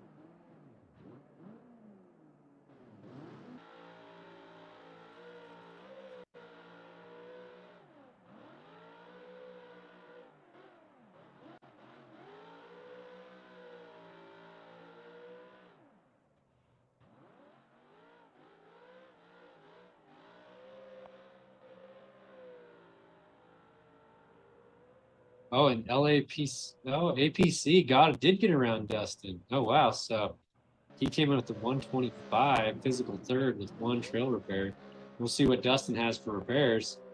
Oh, Dustin has 2 trail repairs. Ooh. So, yeah. So even though he was he was quick on course, not that far behind those guys, but those 2 trail repairs going to hurt. That's 16 minutes total. So he had technically his time was fast. No, what? Oh, my math. 34 minus 16 should be 114. No, 1 okay, yeah, so close, but no cigar. Waffles with that 115 is holding it down. And he came in, what, physically third? Yeah, so let's see. Waffles was physically second. Physically second, okay.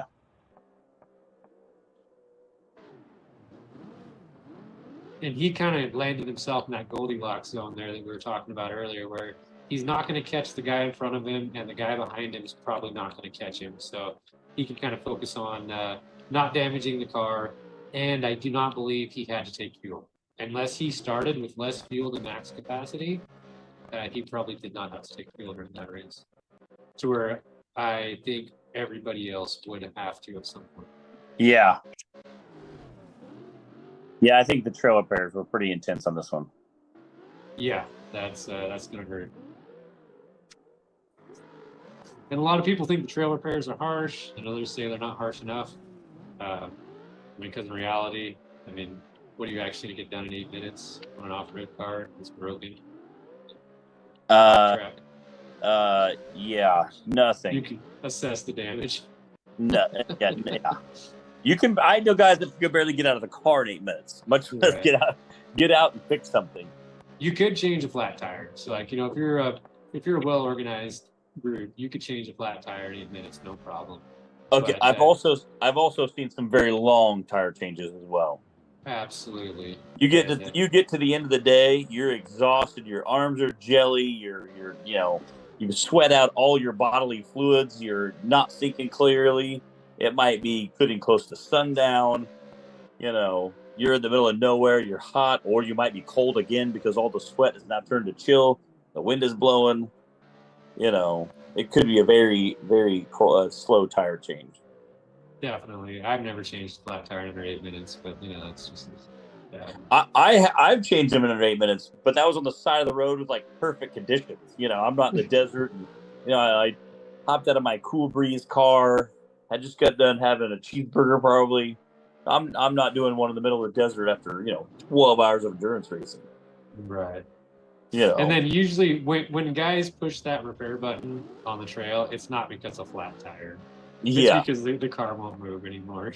Like that's generally what these guys will take. They're all pretty good at driving the cars with damage. So especially on a short track like this, they're gonna limp it to the pits. And so if a guy pushes the trail repair, that means his car will no longer drive. So unfortunately for Lauren, that means that he's not going to be able to make that big jump in the points this round, but still he's right in there with everybody else because Dustin was behind him. And so he's going to get a couple points on Dustin, but he's not going to make any ground on Waffles.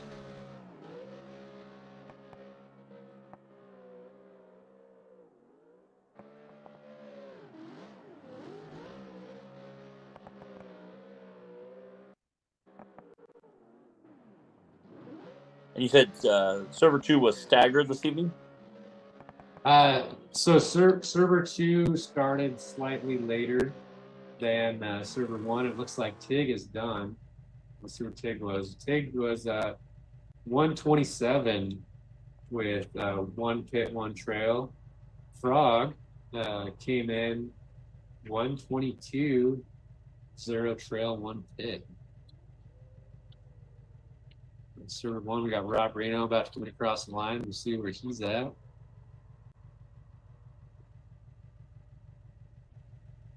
Rob Reno with the 134, 1 trail, 1 pit. Not too bad. That's a respectable time. I'd be very happy with that. Heck yeah.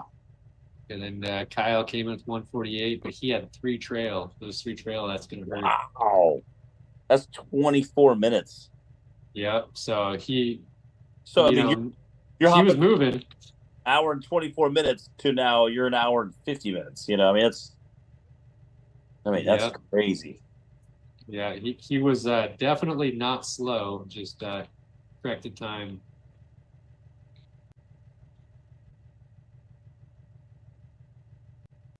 Go back over to server 2 and zoom out. Try to see what we got. So, Rattle Rock, Sleepy Sam,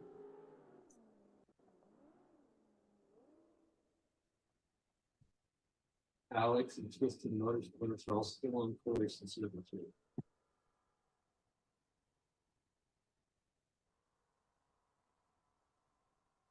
So yeah, we have 2 finishers in server 2 right now, but they did start probably 5 or 10 minutes after server 1. Okay.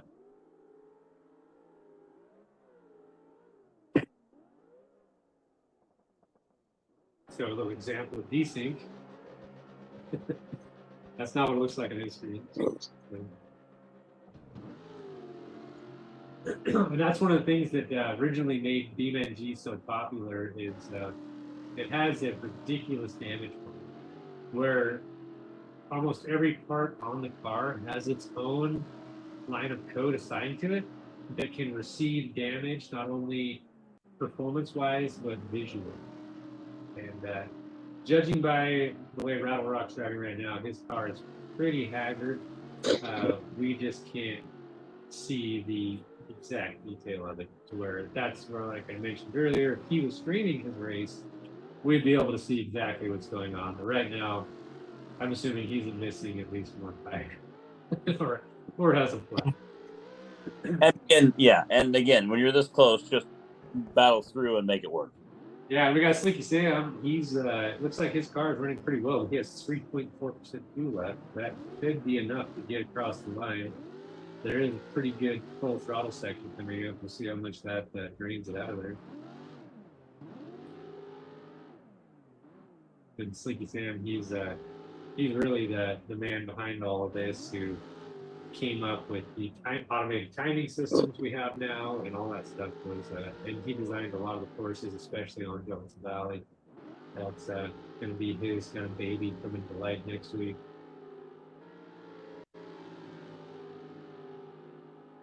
.6. He's gonna make it. We've got it cool. It'd be like a NASCAR race where he just run out of gas and coast across the finish line. Oh, I've seen it happen. I've seen guys throw a steering wheel across the finish line. Yeah, like at Arizona a couple weeks ago, we saw driver tech run out of fuel feet from the finish line and got out with the little avatar figure they have and pushed the car. Yeah, you gotta love it. Yeah, no doubt. Slicky Sam's going to finish this without any fuel needed. And what's his time going to be? 1:39 and 2 trails. So still very respectable pace. Yeah. Running. That's just that correct time gets us to. Yeah, not quite fast enough to take that top spot, but again, very respectable time. Yeah, I have a feeling tonight, anything under, I'm going to say, if I were to put myself in this race, I'd be over 2 hours.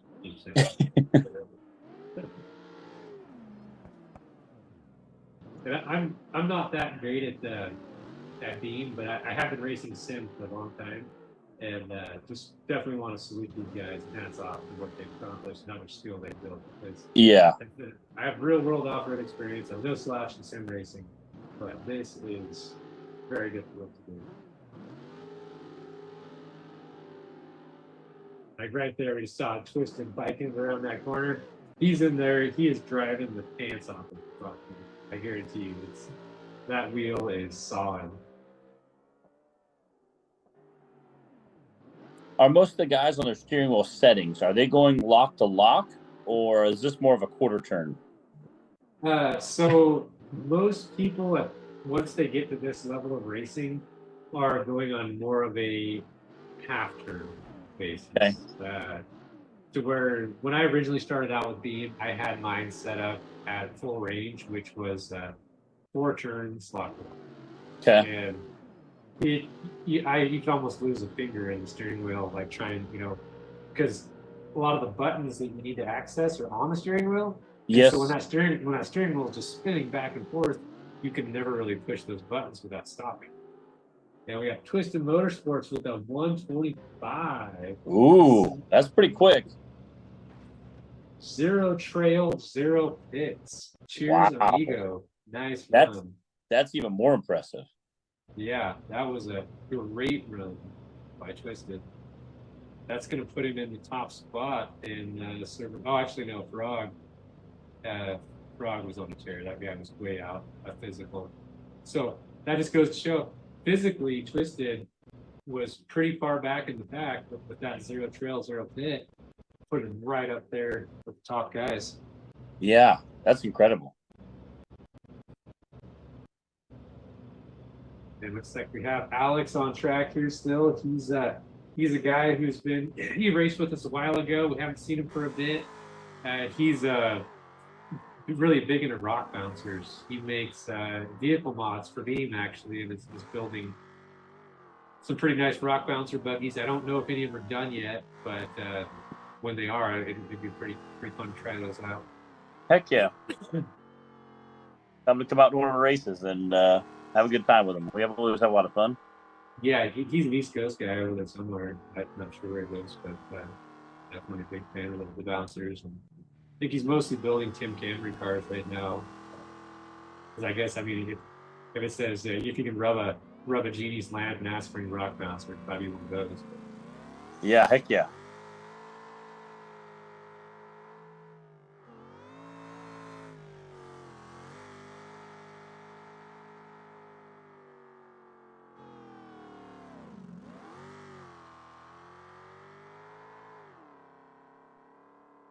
It looks like he's playing it pretty safe. He dialed that ultra bump down to 900, just a measly 931 horsepower. Just a measly. In a 5,000-pound car. Yeah. 1.186 horsepower to weight ratio. 20 Wow, pounds of boost. that's incredible.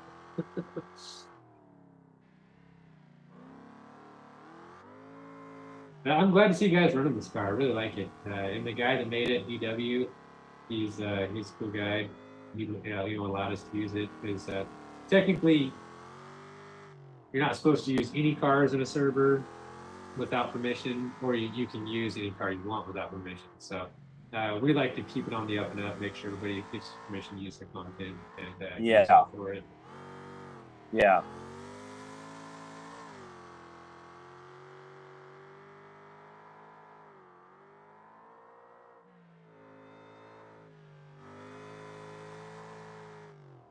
Yeah, and for Alex, not racing for a long time with us, just keeping together on this track, which is not an easy track.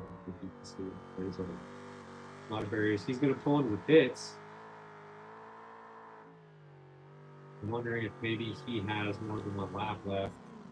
Yeah, maybe he's one of the lap traffic, maybe? Yeah, he's definitely a lap down from the leaders, but he's really close to the finish line, so I don't see why. Oh, he's taking fuel.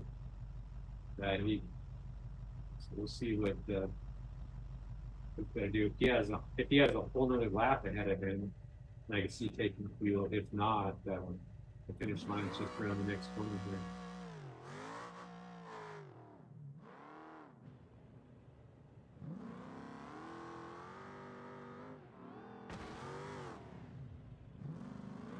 You gotta love the skin he made on there. It's not a Red Bull skin; it's a Dead Bull skin. It looks it just looks like a Red Bull skin to me. Yeah, with the bulls upside down. That's funny. Honestly, it probably took me like 2 or 3 times of looking at it before I noticed that. So It looks like that was not Alex's final lap. He has one more to complete. Okay. So he's still out on track.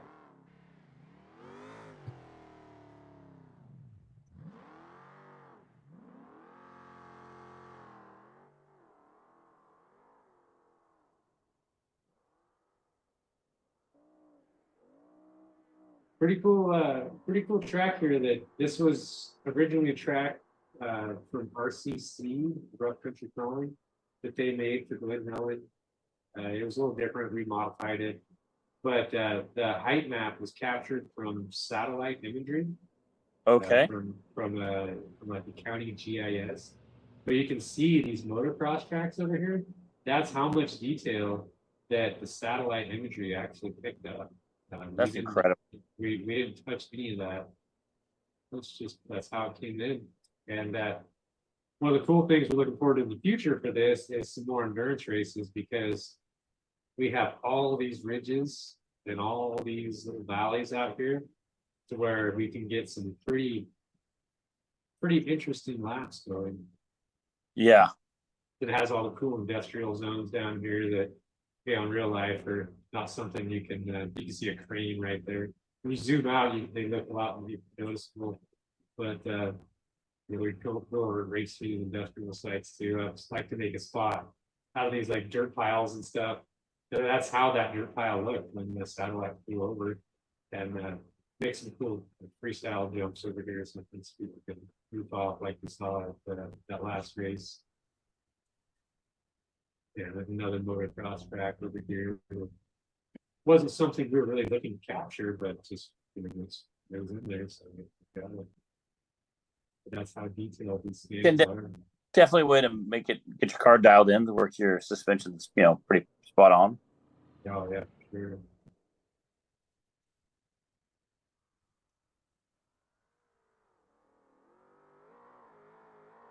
So what's next for you, Matt? What's the next event coming up? We have finals next week, and then after that we'll come home. We'll be home about 10 days, and we'll head to Fall Crawl, which is just a wheeling event, a recreational wheeling event. But we're gonna take the bouncer and a couple side-by-sides out to that.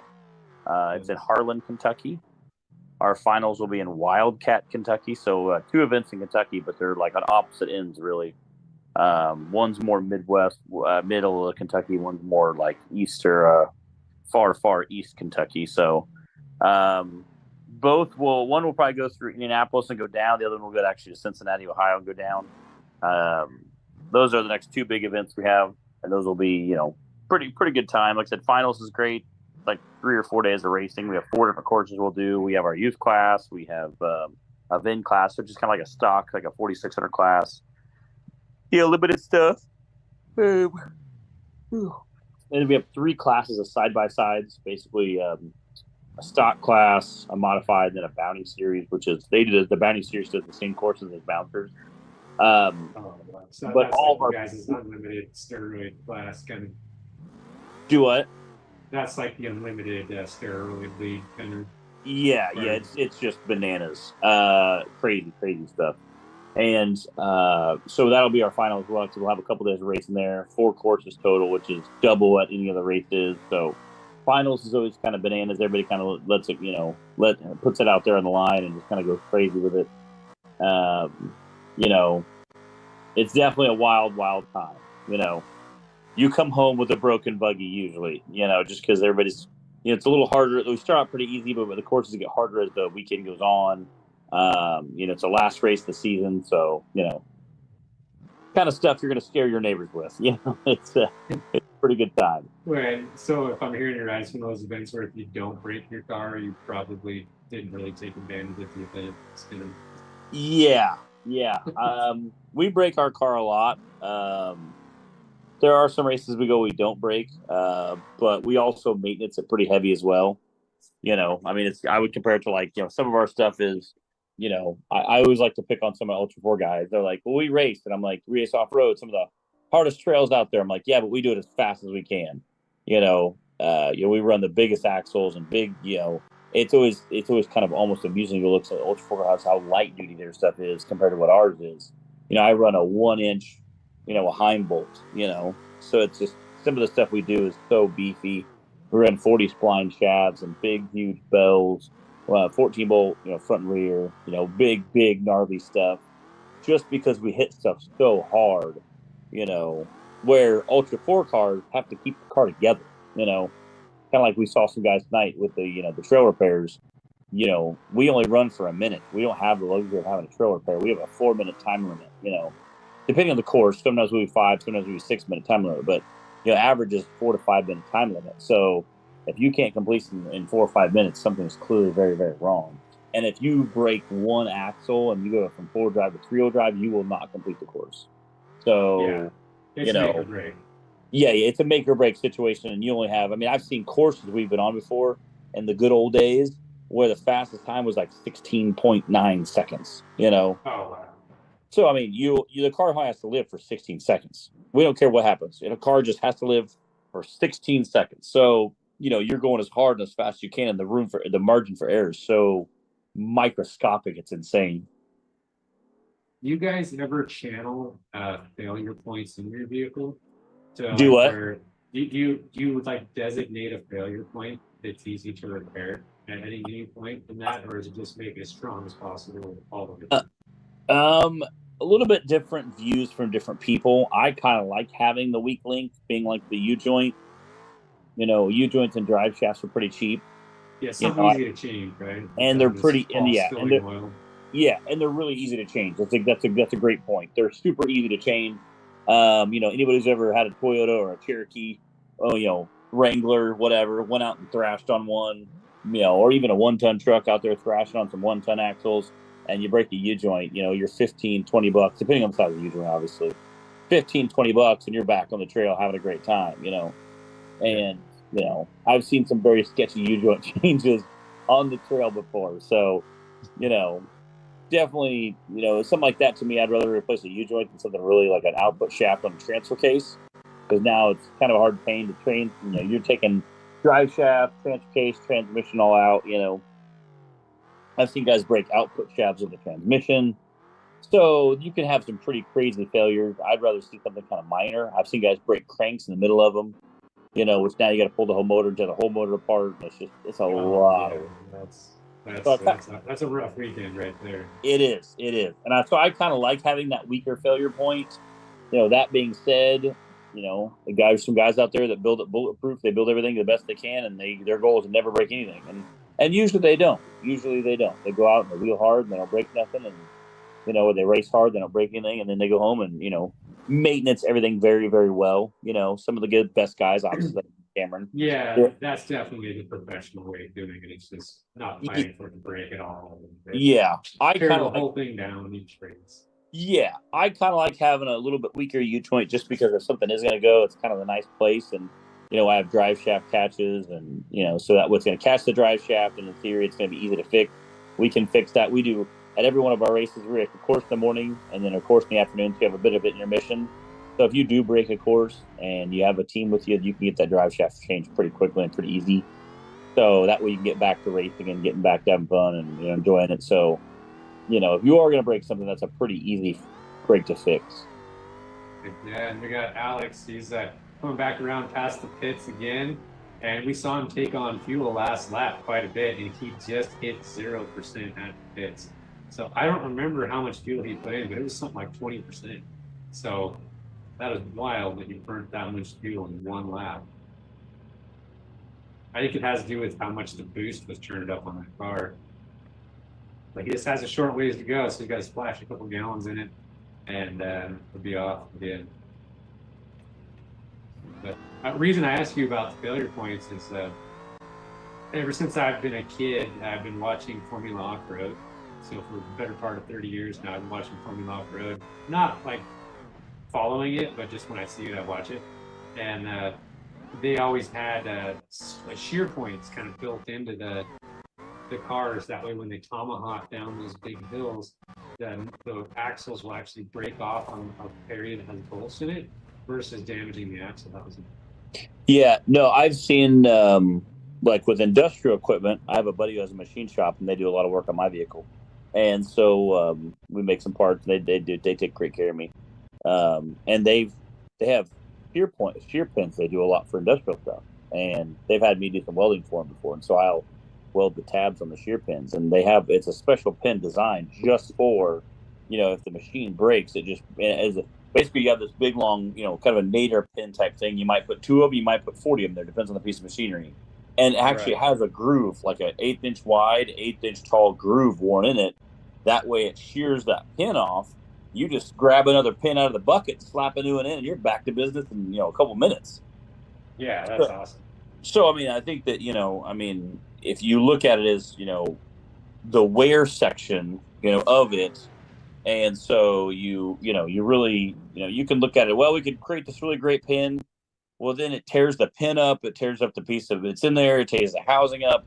You create a shear pin. It shears the pin off, and now you're back to business again. So, to me, I think the shear pin's kind of a better idea. And again, it's kind of like crumple zones on a car. You want the cab to be really strong, but the front and the back is going to look totally demolished. But on the newer vehicles, you see this car and the whole thing's crumpled up like a tin can. It looks like all the people are just definitely gone and missing and stuff. And then you walk over the cab and you open the door and everything in the cab looks perfectly fine.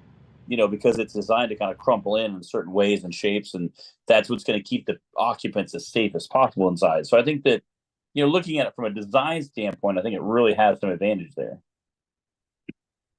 For sure, I'm all for that. It's yeah, because it's something you have control over. You're not, because being a Toyota guy, changing a burr field in a field is horrible. I mean, there's so much grease in there. And you got to get like chunks out, and it's just a nightmare. But it looks like we got everyone's across the line. Final results from tonight have not been racked, but they are in.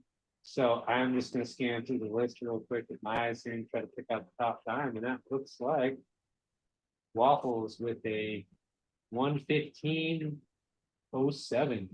So hour 15 minutes 7 seconds is going to be our fastest time. And then from there, standing around, the next one I see in the teens is going to be Dustin Girding.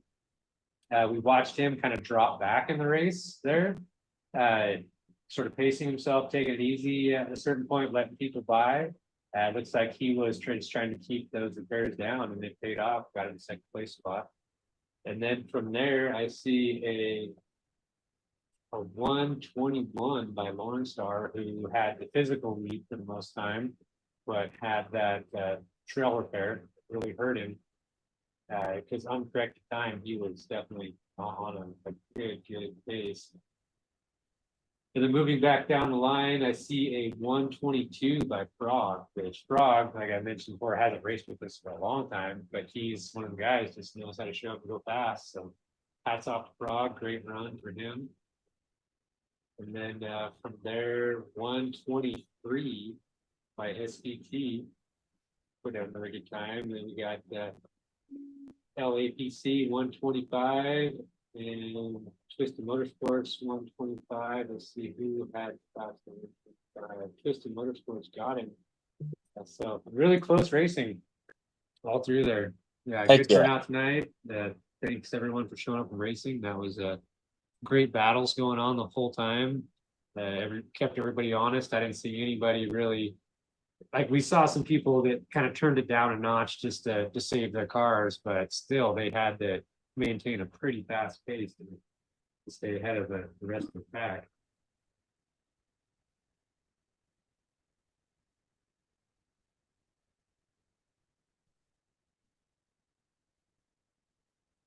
So that is going to conclude our broadcast tonight. Thank you, Matt. Thank you, Chris, and everyone for tuning in and hanging out. If you're looking to watch a little bit more, see what happens around here, pop over to the RekLes Racing YouTube here after a little bit. And it looks like we got some trophy trucks lining up. So I'm sure there's going to be something interesting happening later on tonight.